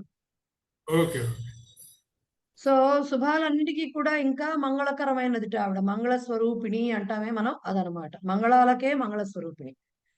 అలాగే శివే, శివ అంటాం కదా అమ్మవారిని. శివుడు కాబట్టి శివుడికి సంబంధించింది శివ. శివ శివ, శివాకి సంబోధన శివే. ఓ శివ అంటే శివం అంటే అర్థం ఏంటి? శుభం కలగజేయడం, శుభములను కలిగించేదానా అని శివ అంటే, శివే అంటే అర్థం. సర్వార్థ సాధికే, అన్ని రకముల ప్రయోజనములను సాధింపచేసేది అంటే కలిగించేది అని అర్థం. ఓకే, శరణ్యే, మనందరం శరణ్య. శరణ్య అంటే ఏంటి? మనం శరణ్య, శరణ్య అర్థం ఏంటి? శరణ్య అంటే శరణాగతి కోరతగిన వాడు శరణ్య. కోరతగినది అంటే మనం ఎవరైతే శరణు చొచ్చిన వాళ్ళ పట్ల వాళ్ళకి హితం కలిగించేది ఎవరైతే ఉంటుందో ఆవిడ శరణ్య. దానికి సంబోధన శరణ్యే. త్ర్యంబకే, ముగ్గురమ్మల మూలపుటమ్మ అంటాం మనం. ముగ్గురు తల్లుల స్వరూపం, త్రిమాతృ స్వరూపం ఆవిడ. సో త్ర్యంబికే, అంబికే, త్రయంబికే. దేవి, ఓ దేవి. నారాయణి, ఇక్కడ వీళ్ళు మీకు నారాయణ శరీరం నుంచి పుట్టింది అని రాశారండి. యాక్చువల్గా నారాయణి అంటే అర్థం ఏంటంటే anything related to Narayana, it is called Narayani. అంటే ఫీమేల్ అయి ఉండాలి. ఫీమేల్ అంటే ఏంటి? మన ఉద్దేశం ఇక్కడ స్త్రీలింగ శబ్దం అయి ఉంటుంది, స్త్రీలింగ శబ్దం. అందుకనే లక్ష్మీదేవి కూడా నారాయణి అనబడుతుంది. ఎందుకు? ఆవిడ విష్ణువుకు సంబంధించిన స్త్రీ భార్యగా. పార్వతీదేవి కూడా నారాయణి అనబడుతుంది. ఎందుకు? విష్ణువు పార్వతికి సోదరుడు అన్న భావన ఉంటుంది కదా మనకి, కదా. విష్ణు సహోదరి అంటారు కదా ఆవిడ్ని పట్టుకుని, పార్వతీదేవిని. సో అందుకని విష్ణువుకు సంబంధించిన స్త్రీయే అయింది కదా అప్పుడు ఆవిడ. కానీ ఈవిడ సోదరీమణి అయింది. లక్ష్మీదేవి కూడా సంబంధించిన స్త్రీనే, కానీ ఆవిడ భార్య అయింది. ఈవిడ సోదరి అయింది కాబట్టి ఈవిడ కూడా Narayani. Anything that is related to Narayana. Okay, so Narayani అయింది. అలాగే మీకు గుర్తుంటే శ్రీకృష్ణుడి సేన కూడా నారాయణీ సేన అంటారు. అది సేన. సేన అనే పదం స్త్రీలింగ పదం కాబట్టి దాని నారాయణీ సేన. ఎందుకు సేన?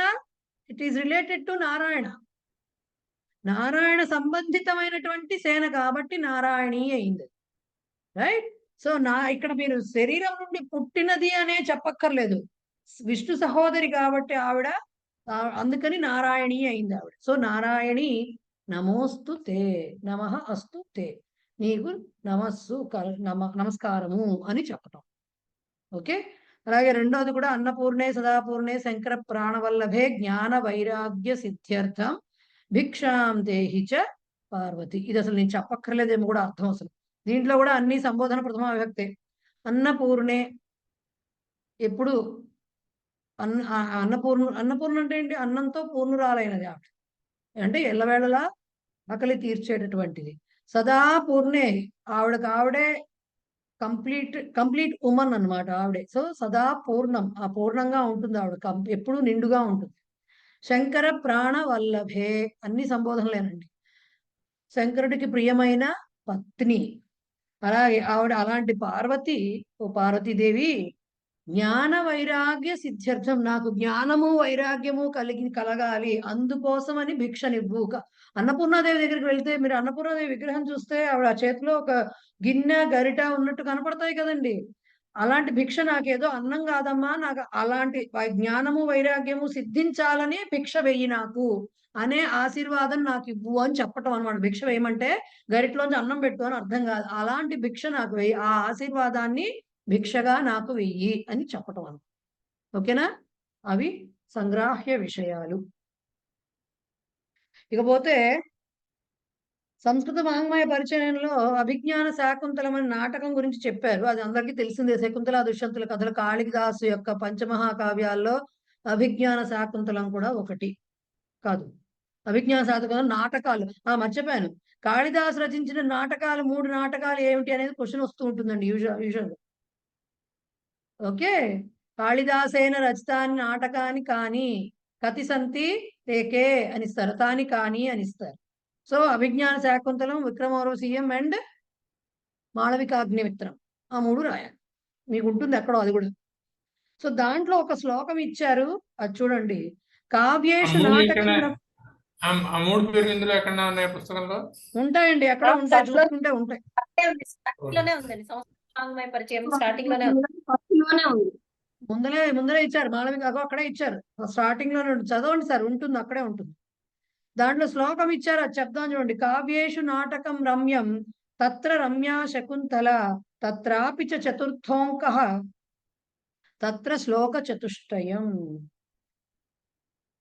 కావ్యేషు అంటే కావ్యములలో, నాటకం అన్నిటికంటే రక్తిగా కట్టించేది, మనకి ఇంట్రెస్టింగ్ గా ఉండేది ఏంటి, అందంగా ఉండేది నాటకం అంట. ఎందుకంటే సంవాదాలు ఉంటాయి, డ్రామా.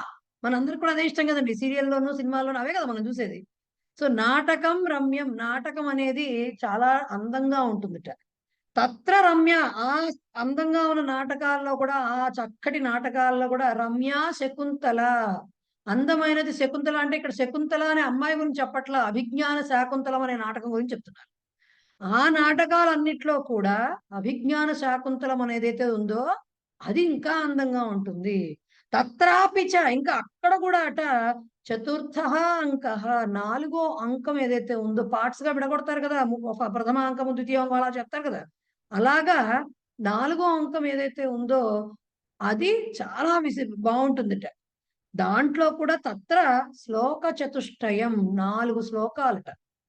ఆ 4 శ్లోకాల్లో ఏముంటుంది అంటే, కణ్వ మహాముని శకుంతలని అప్పగింతలు చేసి పంపిస్తూ ఉంటాడు, ఆ వర్ణన ఉంటుందండి. అద్భుతమైన వర్ణన ఉంటుంది దాంట్లో.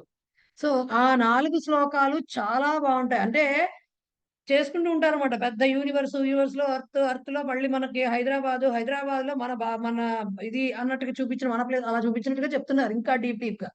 మొత్తం ఉన్న కావ్యాలు అన్నిట్లోకి కూడా నాటకం అనేది బహురమ్యంగా ఉంటుంది, చాలా బాగుంటుంది. వాటిల్లో కూడా అభిజ్ఞాన శకుంతల కథ ఏదైతే ఉందో అది ఇంకా బాగుంటుంది. దాంట్లో కూడా మళ్ళీ ఇంకా చెప్పాలంటే 4వ అంకం బాగుంటుంది. దానిలో కూడా 4 శ్లోకాలు ఉన్నాయండి, శ్లోక చతుష్టయం, అది చాలా బాగుంటుంది అని చెప్తున్నారు. ఓకే.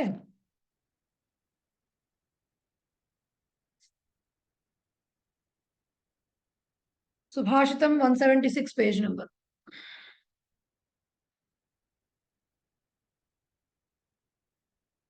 సుభాషితం. సో ఉపకారిషు యః సాధుః సాధుత్వే తస్య కో గుణః, అపకారిషు యః సాధుః స సాధురితి కీర్తితః. ఉపకారిషు యః సాధుః సాధుత్వే తస్య కో గుణః, అపకారిషు యః సాధుః స సాధురితి కీర్తితః. మన తెలుగులో పద్యం ఉంది, ఉపకారికి నుపకారము విపరీతము గాదు అపకారికి నుపకారము నెపమెన్నక సేయువాడు నేర్పరి సుమతి. సేమ్ పద్యం.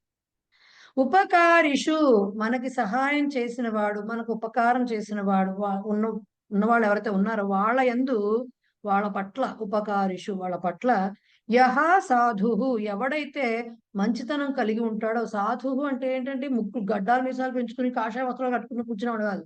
సాధువు అంటే మంచిగా ఉన్నవాడు, మంచి మనసు గలవాడు, మంచితనంతో ఉన్నవాడు, సజ్జన అని అర్థం.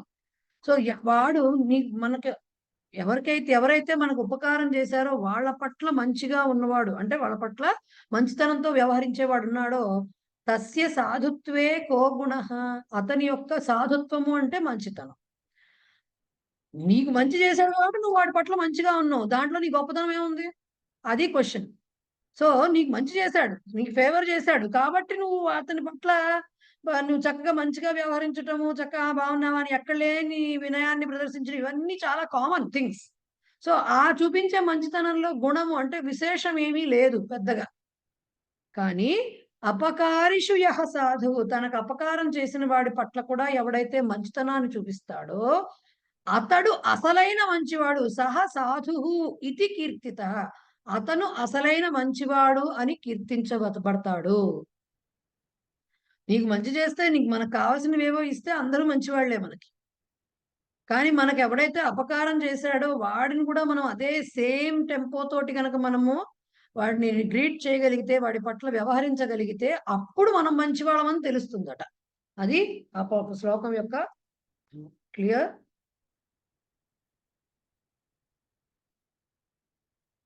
ఎస్, పంచమీ విభక్తి, రైట్. ప్రథమా విభక్తి, ద్వితీయ, తృతీయ, చతుర్థి అయిపోయినాయి. పంచమీ విభక్తి చెప్పుకున్నాం. డూము ఊలు ప్రథమా విభక్తి, నిన్నులను కూర్చి గురించి ద్వితీయ విభక్తి, చేతం చేన్ తోడంతో తృతీయ విభక్తి, కొరకున్కై చతుర్థి, వలనన్ నుండి పట్టి ఇవన్నీ అయితే కంటే, కంటే అని కూడా వస్తుంది, అది కూడా పంచమీ విభక్తికి వస్తుంది. అంటే ఎలా చెప్తామండి? దాని వలన, దానికంటే, దాని నుండి, దాన్ని బట్టి, దాన్ని బట్టి, ఇవి కదా మనం చెప్పాల్సింది. వలన, కంటే, పట్టి అంటే, నుండి అంటే అది. సో ఎలాగ చెప్తాం పంచమీ విభక్తి? సంస్కృతంలో మరి కొద్దిగా డిఫరెన్స్ ఉంటుంది కదా, కాస్త కూస్తో ఉండాలి కదా. ఫస్ట్ సంస్కృతంలో పంచమీ విభక్తికి పంచమీ వియోగే అంటారు. అంటే సెపరేషన్ చెప్తుంది. అంటే చెప్పడానికి ఫస్ట్ చెప్పడం అదే చెప్తారు. సెపరేషన్ బేసిక్ గా మనం టూల్ అనేది ఏదైతే చెప్తామో, తృతీయ విభక్తికి టూల్ అని, ద్వితీయ విభక్తికి కర్మపదం, వేరే రూల్స్ ఉన్నాయి. బేసిక్ ఫస్ట్ చెప్పేది కర్మని ద్వితీయ అంటారు. అలాగే ఉపకరణే తృతీయ అలా అంటారు. చతుర్థి సంప్రదానే అంటారు. అట్లా పంచమి వియోగి అంటారు. తర్వాత ఇంకా చాలా రూల్స్ ఉంటాయి. సో కర్మపదం ఇంకా నేను పేజ్ లో చెప్పట్లేదండి, పేజ్ లో చెప్పట్లేదు, నేనే లెసన్ చెప్తున్నాను. వాక్యాలు చెప్పినప్పుడు పేజ్ నెంబర్ చెప్తాను. సో పంచమీ విభక్తికి వచ్చేసరికి మీకు దీంట్లో కూడా కొన్ని కేసెస్ ఉంటాయి. ఫస్ట్ సెపరేషన్ అన్నాం. వియోగం అంటే ఏంటి? వియోగం అంటే సీతారాముల వియోగం అలా దృష్టిలోకి అంత భారీగా వెళ్ళక్కర్లా.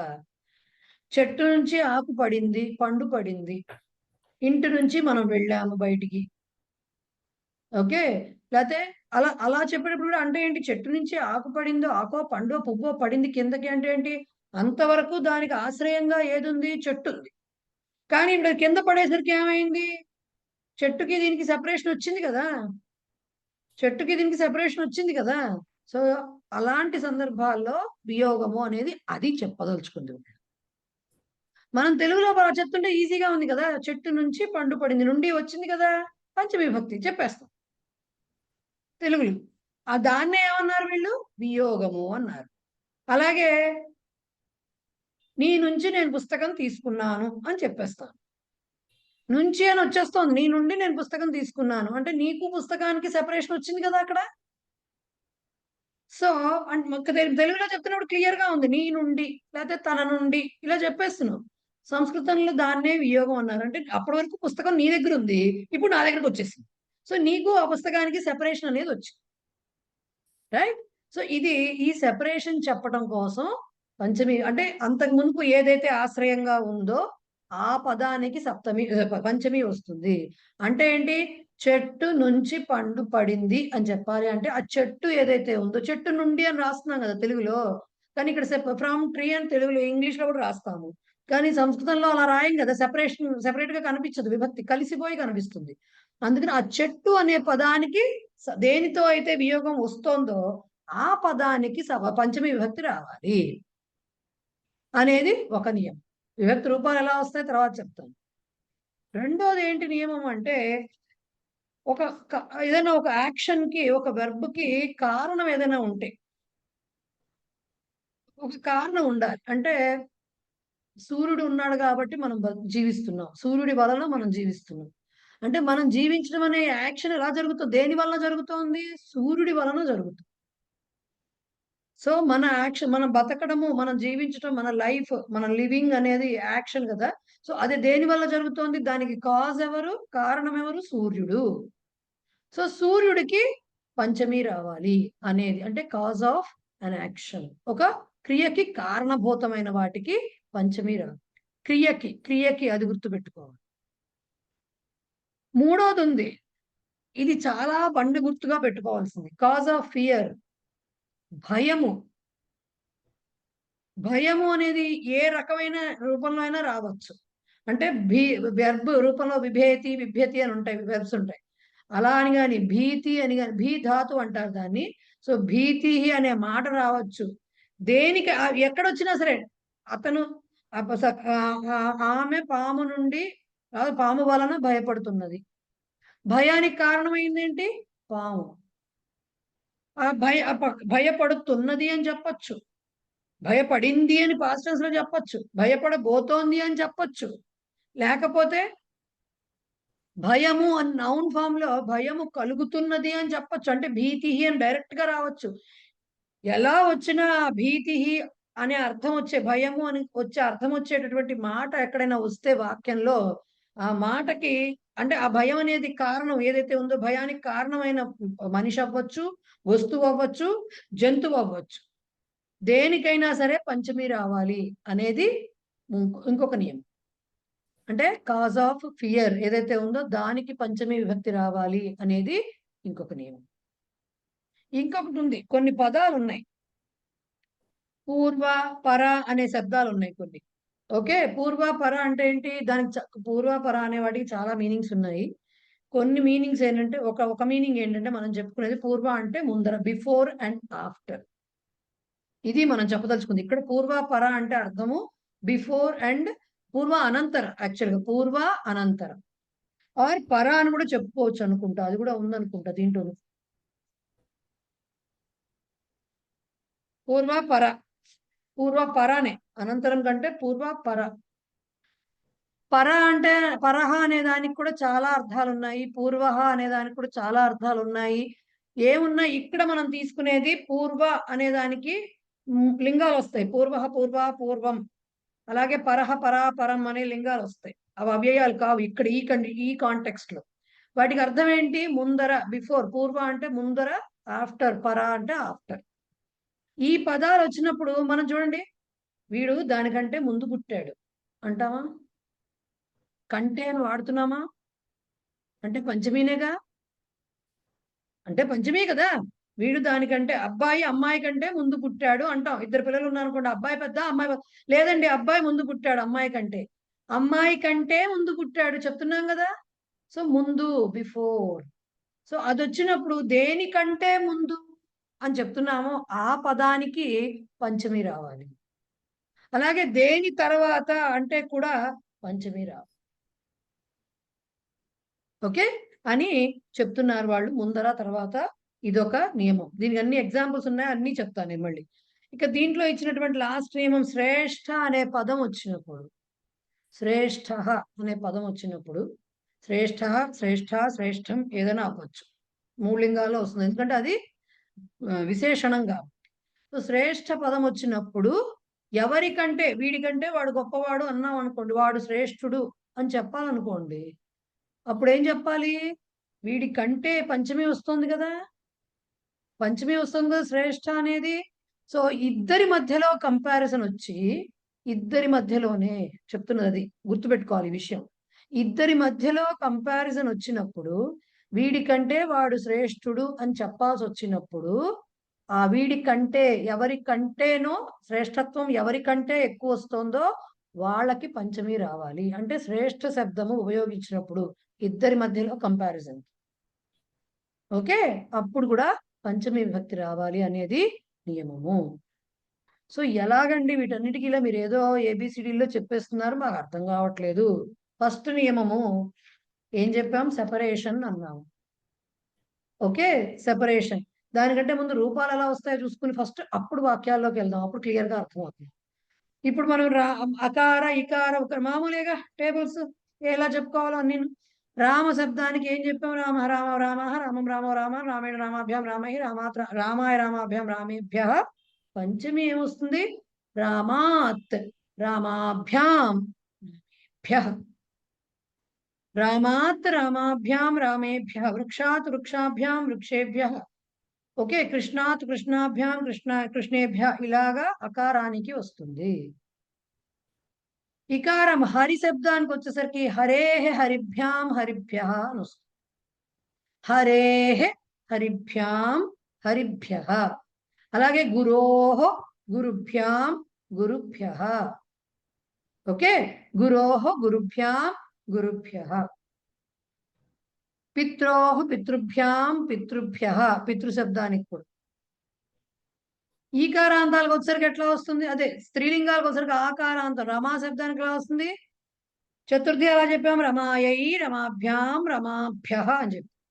పంచమి ఎలా చెప్పాం? రమాయా, రమాభ్యాం, రమాభ్య, రమాయా, రమాభ్యాం, రమాభ్య. ఓకే, పంచమి విభక్తి వస్తుంది. గౌరీ శబ్దానికి ఎలా వస్తుంది? గౌర్యా, గౌరీభ్యాం, గౌరీభ్య, గౌర్యా, గౌరీభ్యాం, గౌరీభ్య. మతి శబ్దానికి ఎలా వస్తుంది? మత్యాహ, మతిభ్యాం, మతిభ్య, మత్యాహ, మతిభ్యాం, మతిభ్య. ఓకే, ఇంకేమన్నా ఇచ్చారా ఎగ్జాంపుల్స్? చూద్దాం ఒకసారి. ధేను శబ్దం ధేన్వాహ, ధేనుభ్యాం, ధేనుభ్య. ఓకే, ధేన్వాహ, ధేనుభ్యాం, ధేనుభ్య. మాతృ శబ్దాన్ని కూడా మాతు. పితు ఏం చెప్పాను? పిత్రోహం చెప్పాను కదా, కాదండి. పితు పితృభ్యాం, పితృభ్య. మాతు మాతృభ్యాం, మాతృభ్య. పితు పితృభ్యాం, పితృభ్య. మతే కూడా మత్తే అని ఉందండి దీంట్లో. మతేహే వస్తుంది, మత్యాహ కూడా ఉంది. సరే, వాళ్ళు మతేహ ఇచ్చారు కాబట్టి మతేహే ఫామ్.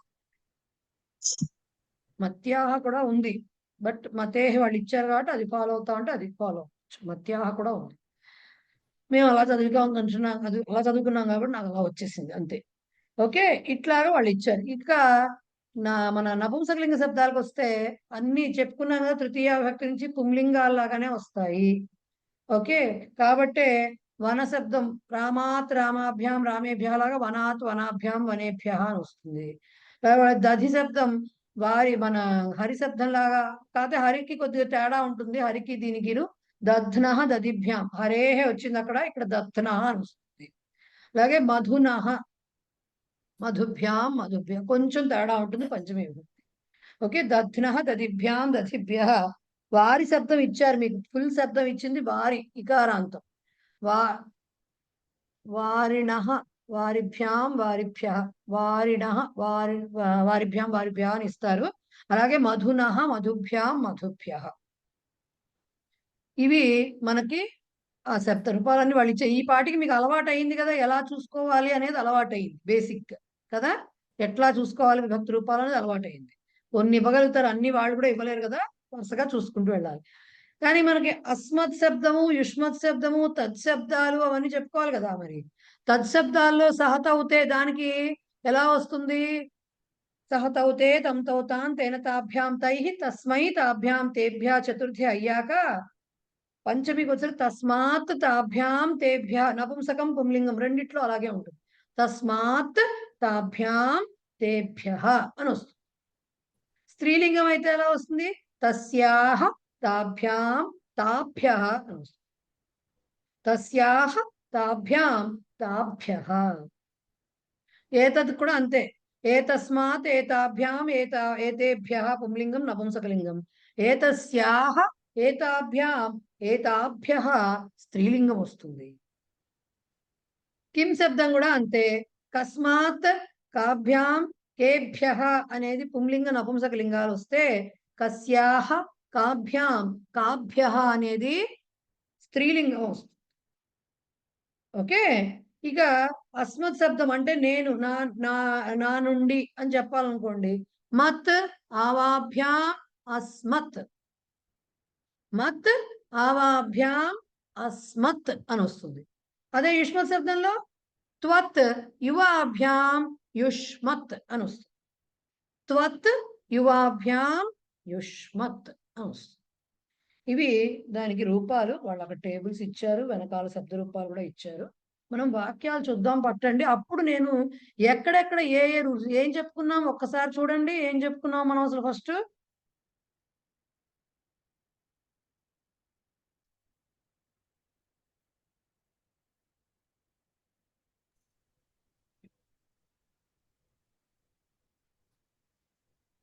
సారీ, త్వాల్యపుకి చెప్పుకున్నాము. ఏవే ఉపసర్గ వస్తే సేమ్ మనం చెప్పుకున్నదే చెప్పుకున్నాము. ఇప్పుడు పంచమికి వస్తే first in the context of separation. Okay, separation, వియోగము. దాంట్లో ఎలా చెప్పాం? వృక్షాత్ పర్ణం పతతి. వృక్షము నుండి ఆకు పడుతున్నది. అక్కడ ఆకుకి వృక్షానికి సెపరేషన్ వస్తుంది. కాబట్టి వృక్ష శబ్దానికి పంచమి రావాలి. వృక్ష పుంలింగం కాబట్టి వృక్షాత్ అనేది పంచమి ఏకవచనం. అలాగే బాలః శాలాయాః ఆగతవాన్, బాలుడు స్కూల్ నుండి వచ్చాడు. సో స్కూల్కి బాలుడికి అక్కడ సెపరేషన్ వచ్చింది, వియోగం కలిగింది. సో స్కూల్ నుంచి అని చెప్పాలి కాబట్టి శాల అనేది స్త్రీలింగం కాబట్టి శాలాయాః అనేది పంచమి ఏకవచనం వచ్చింది. ఇది ఫస్ట్ రూల్. రెండో రూల్ ఏంటి? For the word representing the cause of an action, ఒక క్రియ జరగడానికి గల కారణము. జంతవః సూర్యాత్ జీవంతి, ఇందాక మనం చెప్పుకున్న ఎగ్జాంపులే. జంతువులు అంటే మనందరం కూడా ప్రాణులు అని అర్థం అన్నమాట. జంతవః అంటే సూర్యుని వలన జీవిస్తున్నారు. ఇక్కడ జీవంతి, ఆ జీవనము, ఆ క్రియకి కారణం ఎవరు? సూర్యుడు. కాబట్టి సూర్య శబ్దానికి పంచమి రావాలి. సూర్యాత్ జీవంతి. Next the for the word representing the cause of fear in the presence of the verb used for fear. అంటే కాజ్ ఆఫ్ ఫియర్ మనం చెప్పుకుంది భయమునకు గల కారణము ఏదైతే ఉందో అది. ఓకే, ఆ కారణం ఏదైతే ఉందో దానికి మనము పంచమి రాయాలి. ఎప్పుడు? ఆ పక్కన వెర్బ్ భయము అనే అర్థంలో వచ్చే వెర్బ్ అయి ఉండాలి. ఆ భయాన్ని రిప్రజెంటేట్ చేసి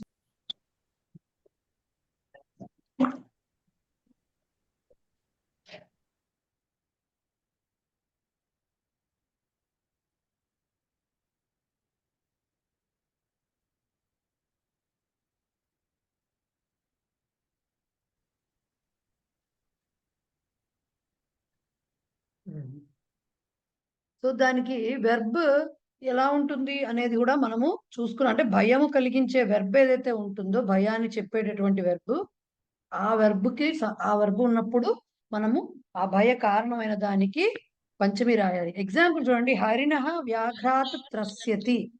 ఎవరో మాట్లాడుతున్నారండి, కొంచెం మ్యూట్ చేసుకోండి ఎవరికి వాళ్ళు. సో ఇక్కడ త్రస్యతి అనేది మీకు కొత్త వెర్బ్ అండి. త్రస్యతి అంటే ఏంటంటే భయపడుతున్నది అని అర్థం. త్రస్యతి అనే పదానికి మీకు త్రాయతే చూశారు కదా, త్రాయతే చూశారు. త్రాయతే అంటే దేవుడు, దేవః భక్తం త్రాయతే అని చూశారు. సో దేవుడు రక్షిస్తున్నాడు. ఓకే, ఇక్కడ త్రస్యతి అనేది భయపడటము. ఓకే, సో త్రస్యతి ఏంటి? ఎందుకు భయపడడం అంటే హరిణః అంటే లేడి, జింక ఏదైనా కావచ్చు. వ్యాఘ్రాత్ పులి నుండి భయపడుతుంది, పులి వలన భయపడుతుంది. సో ఈ హరిణః అనే దానికి, దాని భయానికి, అది భయపడుతోంది, దాని భయానికి గల కారణం ఎవరు? వ్యాఘ్రః. సో వ్యాఘ్రః అనే దానికి పంచమి విభక్తి వస్తుంది. ఓకే, ఈ భయం, భీతి ఇంక తర్వాత చాలా వాక్యాలు వస్తాయండి. అంటే చాలా సందర్భాలు వస్తాయి మనకి పంచమి విభక్తి, ఆ భీ ధాతువు అలాంటివన్నీ కనిపిస్తూ ఉంటాయి. ఇప్పుడు మీకు ఇంకా ఆ ధాతువు రాలేదు, కేవలం త్రస్యతి ఇచ్చారు. సో ఇది గుర్తుపెట్టుకోండి. కాజ్ ఆఫ్ ఫియర్ అనేది ఏదైతే ఉందో దానికి పంచమి రావాలి. ఇంకా పూర్వ, పర, శ్రేష్ఠ అని వాడే దాంట్లో ఈ పదాలు వాడేటప్పుడు మనము పంచమి వాడాలి. ఎలా? పూర్వ అంటే బిఫోర్, పర అంటే ఆఫ్టర్, శ్రేష్ఠ అనే శబ్దానికి అర్థం బెస్ట్ అని చెప్పడం. సో దీంట్లో వైశాఖ చైత్రాత్ పరహ అన్నారు. మనకు మాసాలు తెలుసు కదండి, చైత్రము, వైశాఖము, జ్యేష్ఠము, ఆషాఢం ఇవన్నీ తెలుసు కదా. సో వైశాఖం ఎప్పుడు వస్తుంది? చైత్రాత్ పరహ, చైత్రము తర్వాత వస్తుంది. అంటే చైత్రము తరువాతది, చైత్రమాసము వైశాఖ మాసము చైత్రమాసము తరువాతది అని చెప్పడం మా ఉద్దేశ్యం. సో దానికి దేని అక్కడ మనం ఏం చెప్తాము? తరువాతది అనడానికి ఏం చెప్తాము? పర అనే శబ్దం వాడతాం. సో వైశాఖ పుంలింగం కాబట్టి పరహ వచ్చింది. దేనికంటే పరహ? దేని తర్వాతది? చైత్రము తర్వాతది కాబట్టి చైత్ర అనే దానికి పంచమి రావాలి. సో చైత్రాత్ పరహ. అలా కాదు, రాముడు లక్ష్మణుడు కంటే ముందువాడు కదా, రాముడు లక్ష్మణుడి కంటే ముందువాడు అని చెప్పడం మన ఉద్దేశ్యం. సో రామః పూర్వః, ఎవరికంటే ముందువాడు? లక్ష్మణుడి కంటే ముందువాడు కాబట్టి లక్ష్మణాత్ అని పంచమి రావు. సో పరశబ్దము తర్వాత, దీని తర్వాతది దేని తర్వాత, ఆ దేని తర్వాత చెప్పే శబ్దానికి పంచమి రావాలి. దేని ముందో చెప్పే శబ్దానికి కూడా పంచమి రావాలి. లక్ష్మణుడి కంటే ముందువాడు కాబట్టి రామః లక్ష్మణాత్ పూర్వ. సీత ఊర్మిళాయాహ పూర్వా అని చెప్తాం. అది తెలుగు స్త్రీలింగం అయితే. ఊర్మిళాదేవి ఉంది కదా, ఊర్మిళ వల్ల లక్ష్మణుడి భార్య. సో సీతాదేవి ఊర్మిళకి అక్కయ్య కదా, అంటే ఆవిడ కంటే ముందు ఆవిడ కదా. సో సీత ఊర్మిళ స్త్రీలింగ శబ్దం కాబట్టి ఊర్మిళాయాహ, సీత మరి స్త్రీలింగ శబ్దం కాబట్టి పూర్వా అని చెప్పాలి. ఓకే. రామాయణం మహాభారతం ఏది తర్వాత జరిగింది?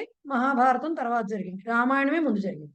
సో చెప్పాలన్నప్పుడు నపుంసకలింగ పదాల కోసం చెప్తున్నాను నేను మీకు. ఎందుకు డిఫరెంట్ గా చెప్తున్నాను? ఇక్కడ పుంలింగం చూశారు, స్త్రీలింగం ఒక ఎగ్జాంపుల్ ఇచ్చాను, నపుంసకలింగం చెప్తున్నాను. రామాయణ మహాభారతాల్లో రామాయణం ముందు జరిగింది, మహాభారతం తర్వాత జరిగింది. సో ఏం చెప్పాలి? రామాయణం మహాభారతాత్ పూర్వం అని చెప్పాలి. ఎందుకు? నపుంసకలింగ పదాలు కదా, రామాయణం మహాభారతం రెండు నపుంసకలింగం కాబట్టి పూర్వం అని చెప్పాలి. రామాయణం గురించి చెప్తున్నాం, దేనికంటే ముందుదని చెప్తున్నాం? మహాభారతాత్ పూర్వం అని చెప్తాం. లేదు మహాభారతం చెప్పాలి అంటే మహాభారతం రామాయణం కంటే తరువాతది. సో మహాభారతం రామాయణాత్ పరం.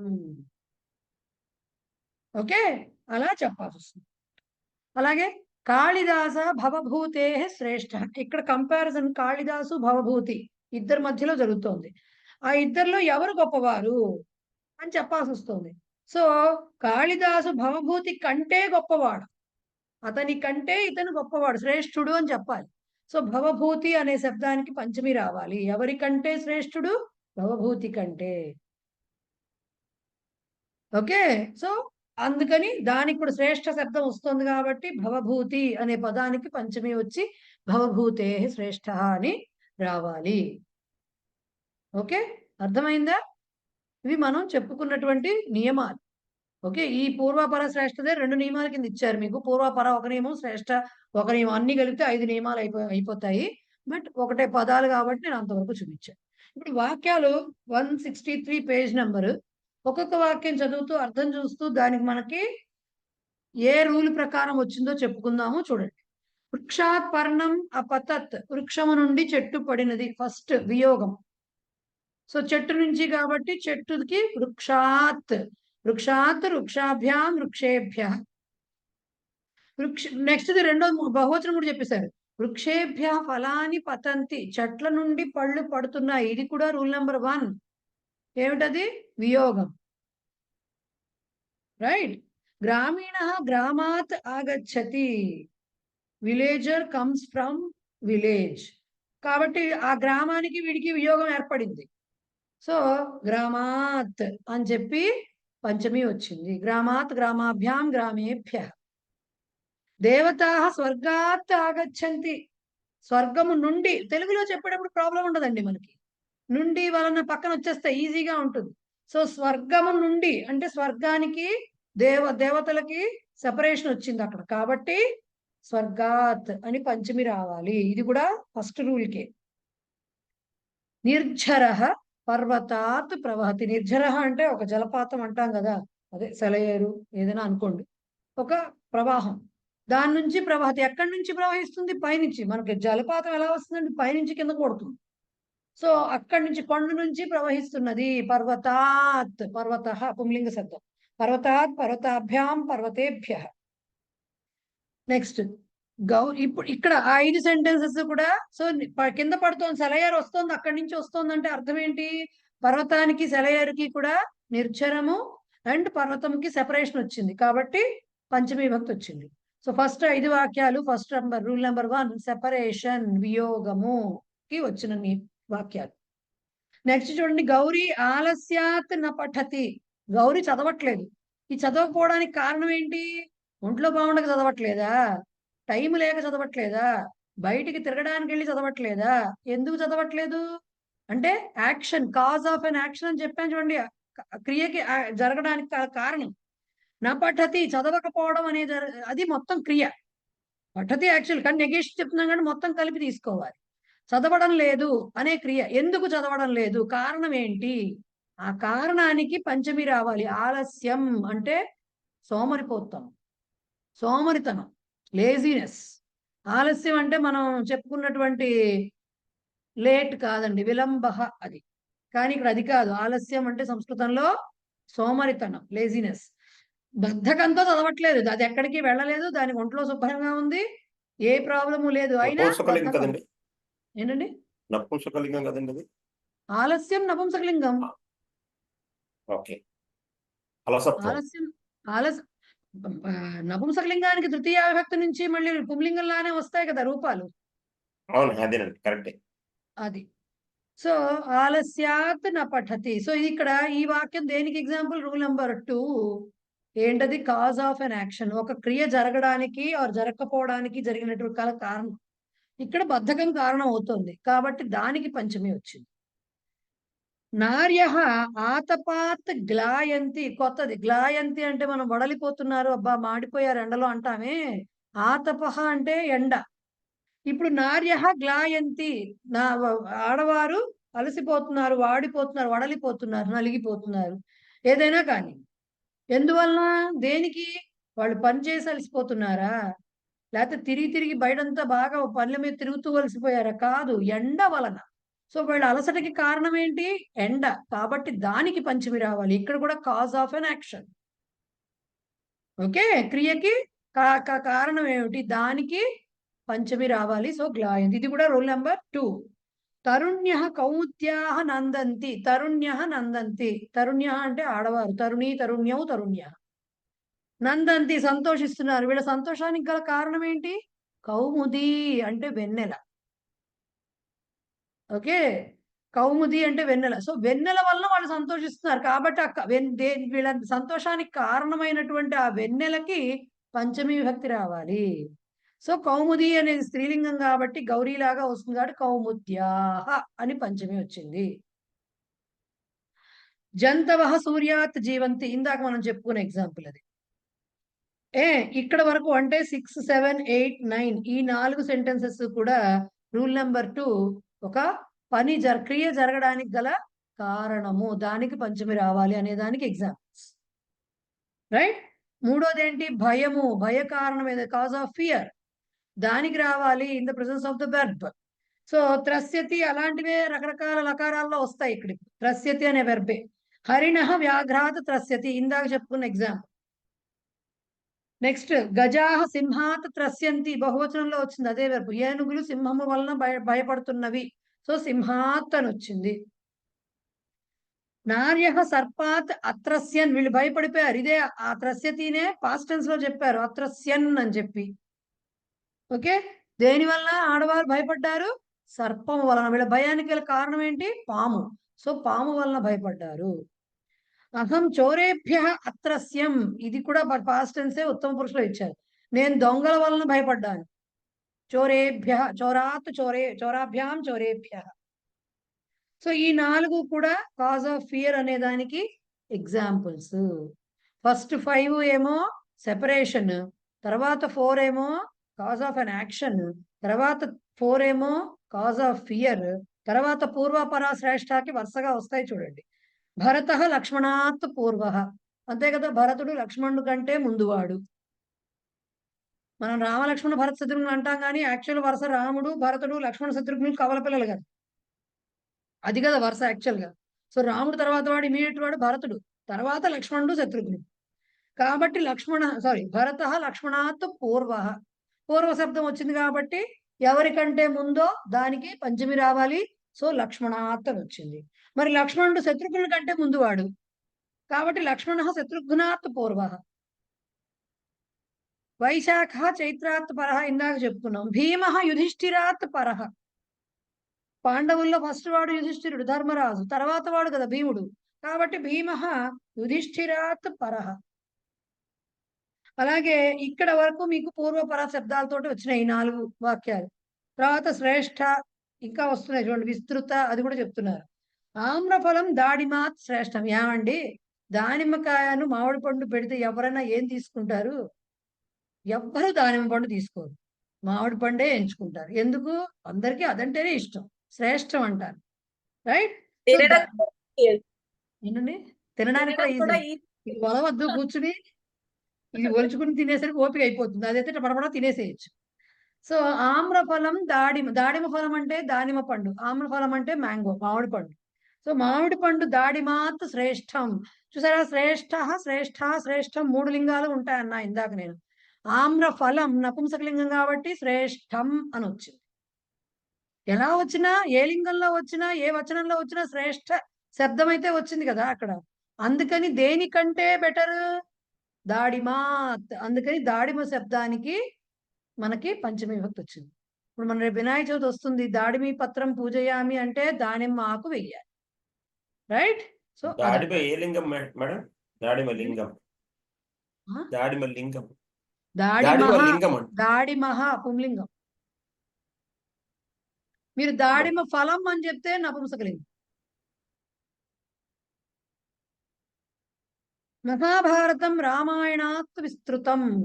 ఈ రెండింటిని కంపేర్ చేస్తున్నారు. రామాయణంలో 24,000 శ్లోకాలే ఉన్నాయండి. మరి మహాభారతంలో 1,00,000 శ్లోకి అది, రైట్? సో దానికంటే ఇది పెద్దది, విస్తృతం.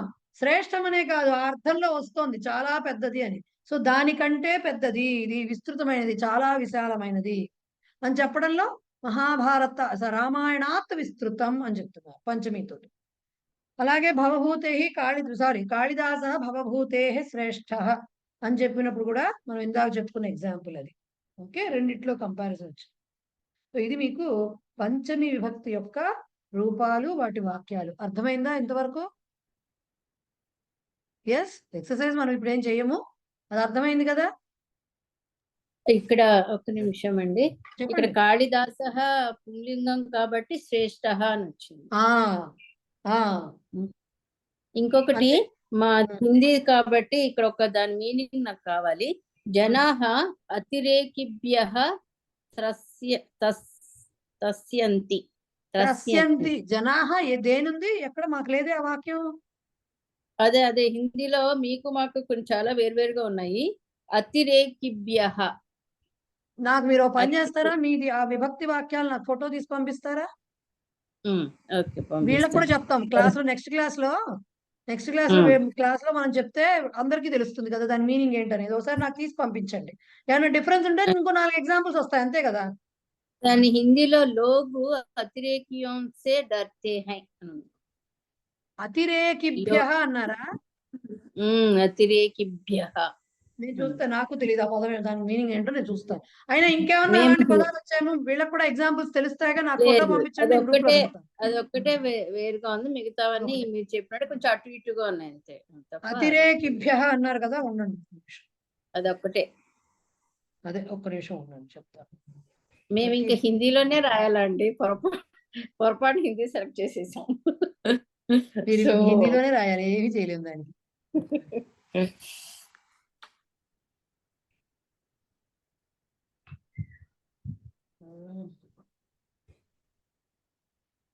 తర్వాత చూసి పెట్టండి, పర్వాలేదు. అయిపోయింది, వచ్చేసింది. అతిరేకిభ్యః. దానికే అతిరేక అని ఇచ్చాడు. అతిరేకి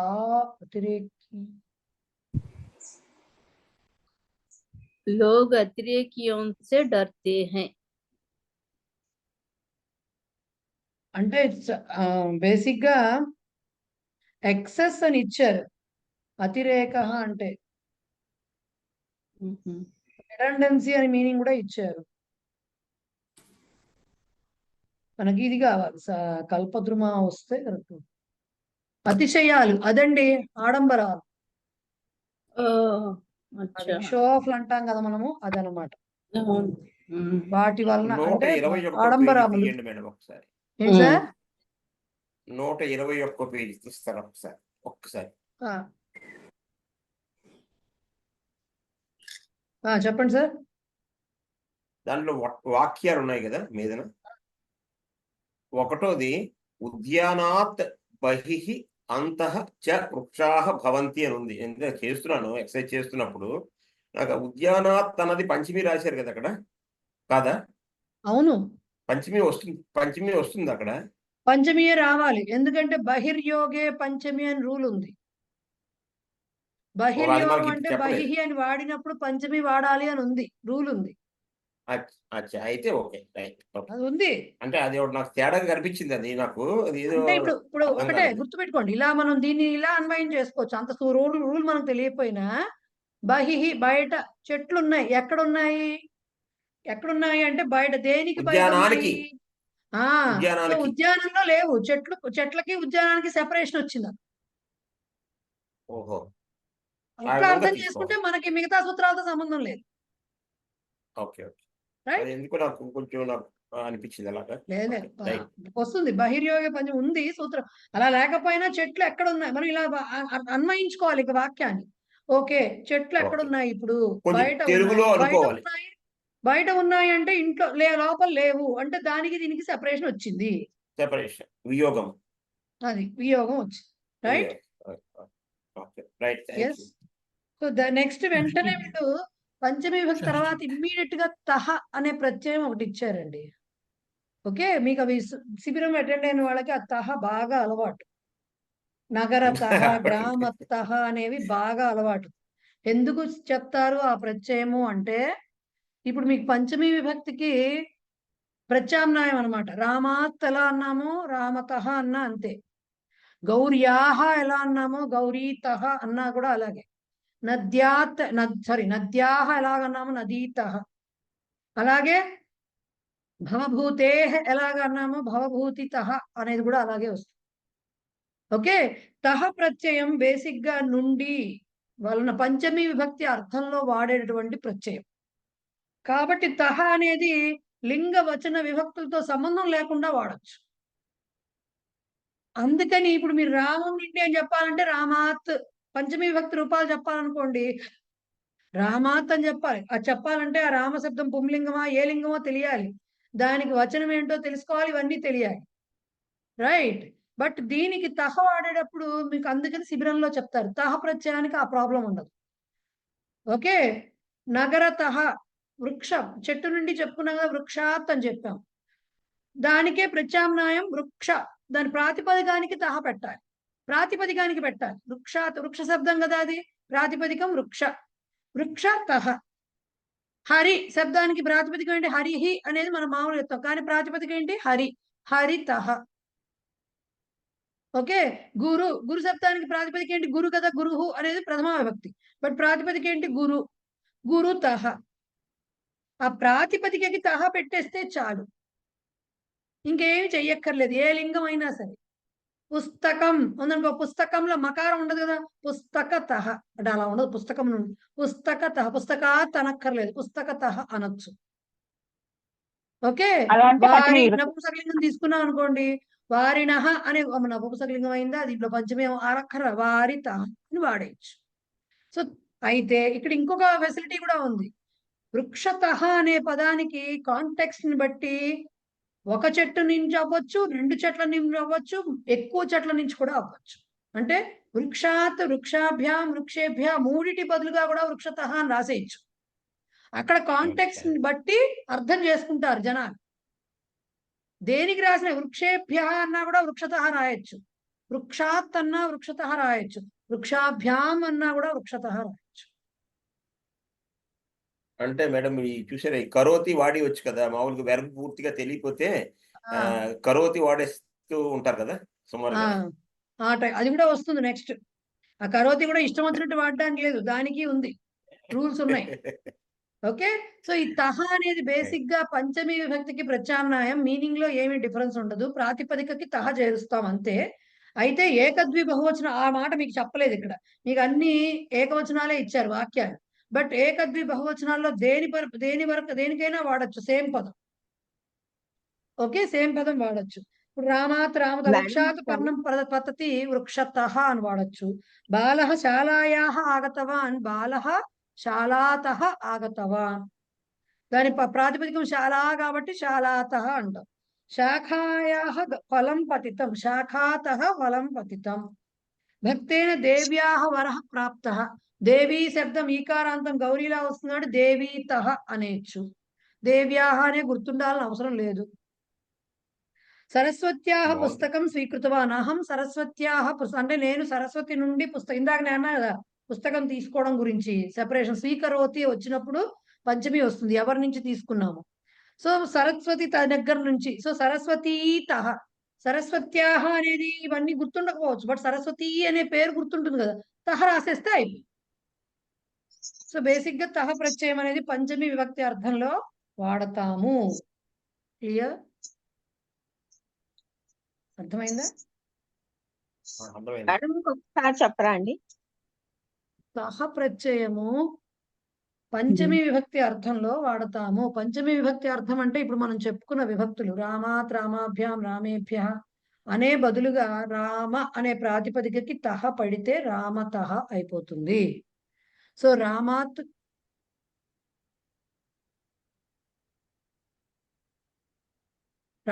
అన్నా కూడా, రామతహ అన్నా కూడా, రామాభ్యాం అన్నా రామతహ అన్నా, రామేభ్య అన్నా కూడా రామతహ అనొచ్చు. అంటే ఒక్క నిమిషం అండి.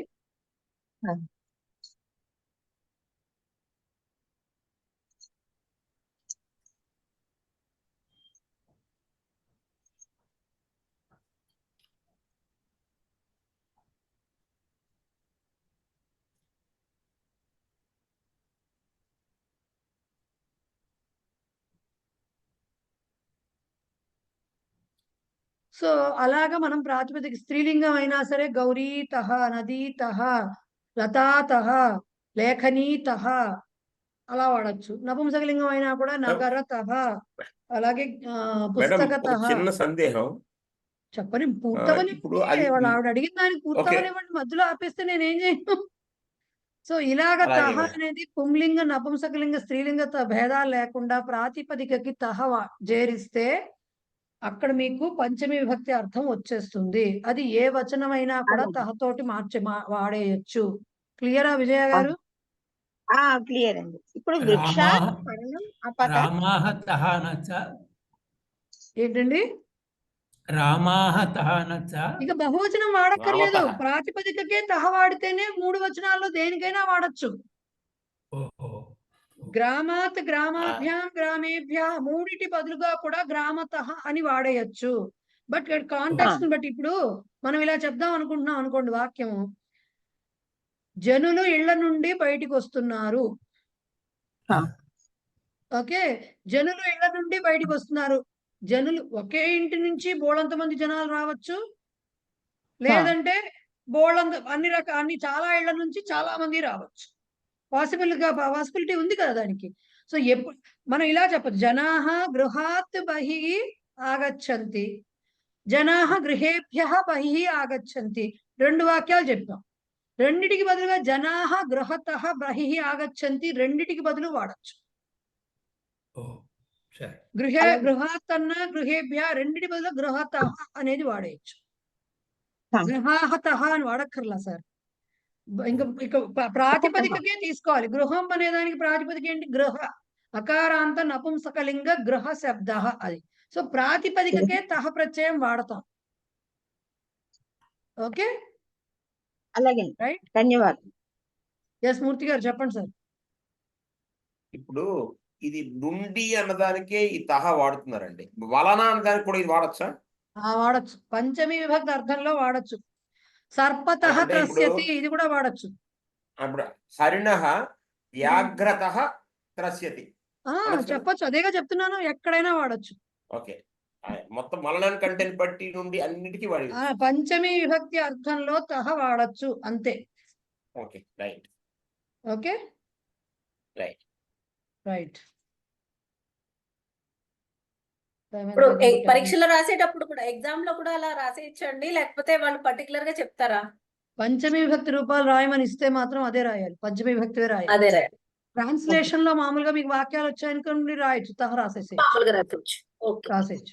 ఎందుకంటే తహకి విభక్తులు లేవు కదా, తహకి విభక్తులు ఉండవు. బట్ పంచమి విభక్తి రూపాలని ఇచ్చినప్పుడు అదే రాయాలి, ఇది రాయకూడదు.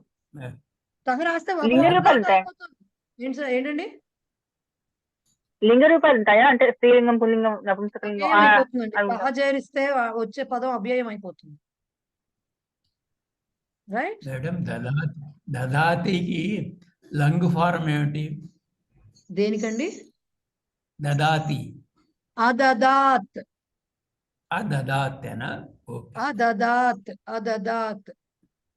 మీకు ఇంకా డౌట్ ఉంటే మీరు అది అష్టాధ్యాయి చూసుకోవడం వచ్చిందేమోగా, చెప్పానుగా మొన్న. అది దాంట్లో చూసుకో, దానికి దదాతి కొట్టి చూడండి, వచ్చేస్తుంది కిందకి. ఓకే. ఓకే. దదాతి యాక్చువల్ గా ఆ వెర్బ్ ఇంతవరకు మనం దదాతి వరకే చదివాం, ఇంకో మాట వాడలా. దదాతి అది ఉభయపదండి. దత్తే అనే పదం కూడా ఉంది దానికి. దదాతికి దత్తే ఆత్మనేపది రూపం కూడా ఉంది, మనం అది వాడడం ఎప్పుడు. ఓ. ఓకే, ఎక్కడ వాడాం తెలుసా? ఒక చోట వాడాం. ఆచార్యాత్ పాదమాదత్తే అని చదివామే. అవును. పాదం శిష్య స్వమేధయ, ఆ ఆదత్తే వచ్చిందే, అక్కడ వచ్చింది ఆత్మనేపది రూపం దదాతి. ఓ అచ్చా. ఓకే, సో మనం దదాతియే వాడతాము, దత్తే అసలు మనం వాడం చాలా, అసలు మన యూసేజ్ అయితే ఎక్కడ ఉంది. సో దదాతి వాడుకుంటే అదదాత్,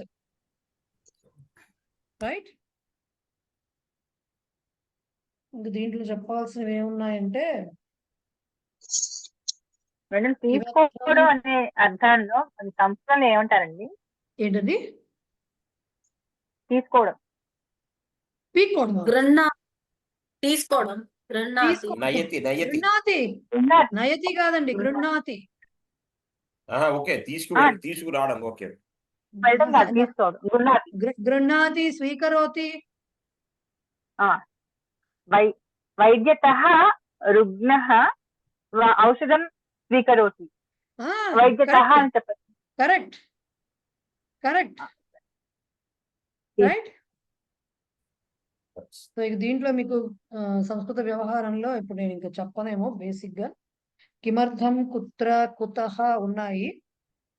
యాక్చువల్ గా చెప్పేసుకోవచ్చేమో, ఇది ఇక్కడికి అయిపోతుంది. చెప్పేద్దాం ఉండండి, చిన్న చిన్న మాటలే.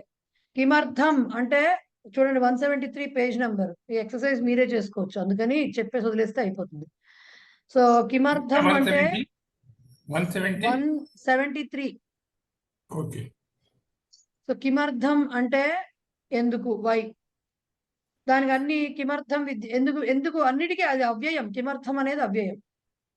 సో సహ కిమర్థం విద్యాలయం గచ్చతి అని క్వశ్చన్ వేస్తే పఠనార్థం అని ఆన్సర్ చెప్తున్నారు. ఆరోగ్యార్థం, ఆరోగ్యార్థం యోగాసనం కరోతి. కిమర్థం ఆరోగ్యార్థం. కిమర్థంకి అర్థంతోటే వస్తూ ఉంటుంది జనరల్ గా సమాధానం. శిబిరం నుంచి వచ్చిన వాళ్ళందరికీ సుపరిచితం. వెంకటేశ ప్రవాసార్థం విదేశం గచ్చతి. కిమర్థం గచ్చతి? ప్రవాసార్థం అంటే వేరే దేశానికి వాళ్ళు అక్కడ ఉండడం కోసం. గృహస్థ సంతోషార్థం దానం కరోతి. కిమర్థం దానం కరోతి? సంతోషార్థం.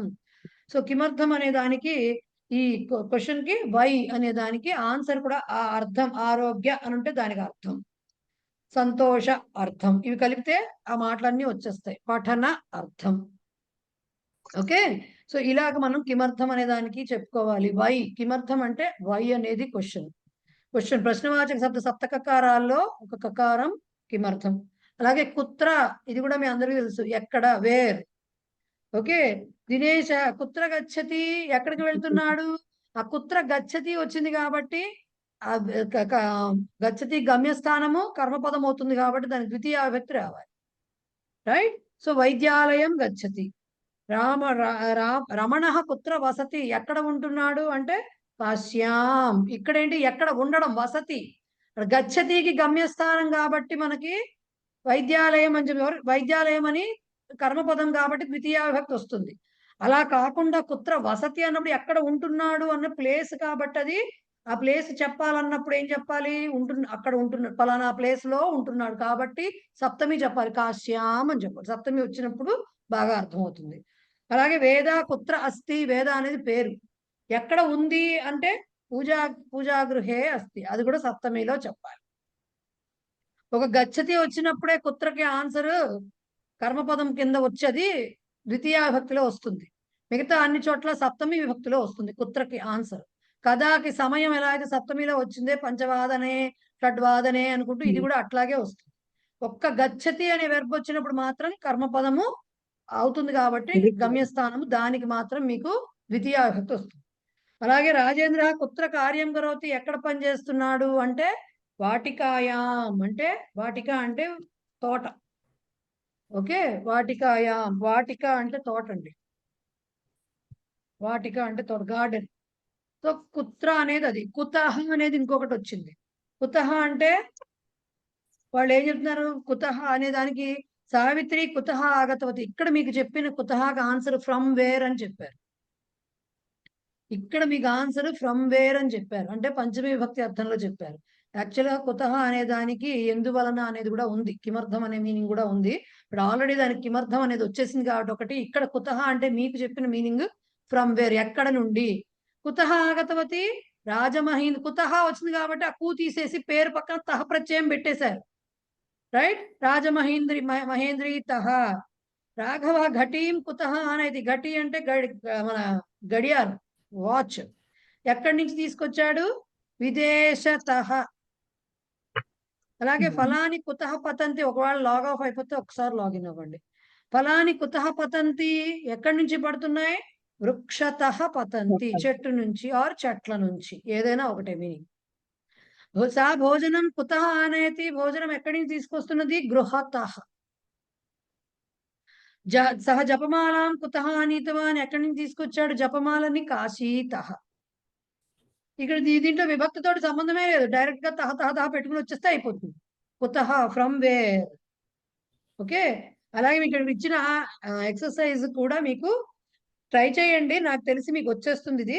ఎందుకంటే కిమర్థం యోగాసనము ఆరోగ్యార్థం అక్కడ ఇచ్చారు, రెండు క్వశ్చన్ వాళ్ళే ఇచ్చారు, అన్నిటికీ సహ పెట్టుకుంటూ వెళ్ళిపోవచ్చు.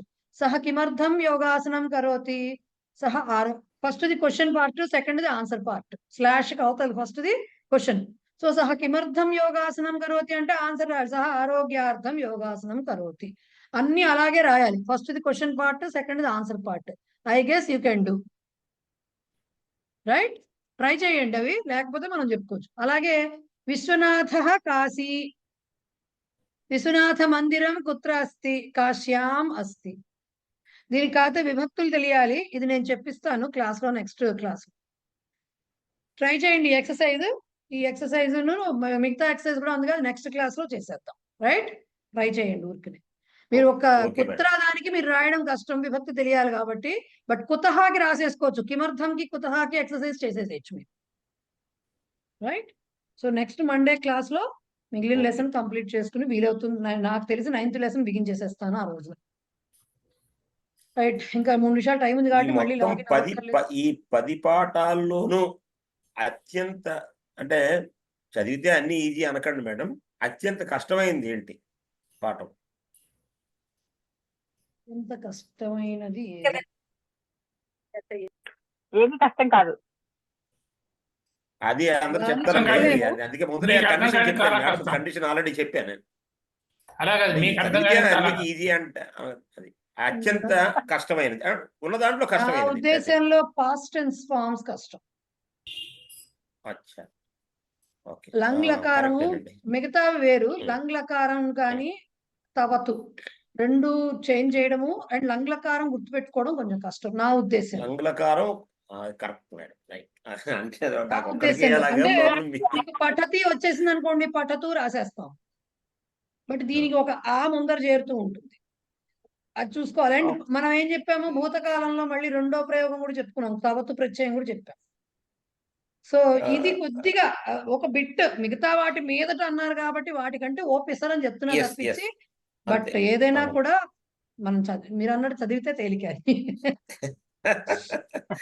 ఇంకొక నిమిషమే టైం ఉంది, ఏకతా మంత్రం పాడండి, మళ్ళీ లాగిన్ అవడం చెప్పేసేయండి శాంతి గారు.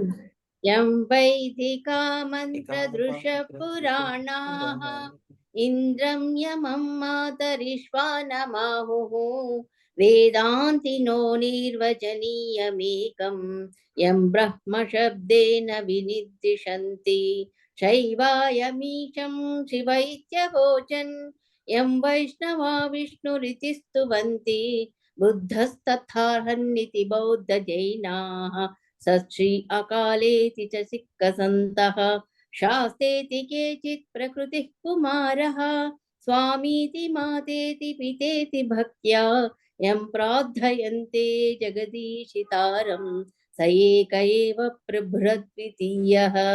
శాంతి మంత్రః. ఓం సర్వే భవంతు సుఖినః, సర్వే సంతు నిరామయాః, సర్వే భద్రాణి పశ్యంతు, మా కశ్చిత్ దుఃఖభాగ్ భవేత్. ఓం శాంతి శాంతి శాంతి. ధన్యవాదः మహోదయ. ధన్యవాదాలు మహోదయ. మళ్ళీ మండే క్లాస్. నమస్కారం మహోదయ. Good night. ధన్యవాదాలు.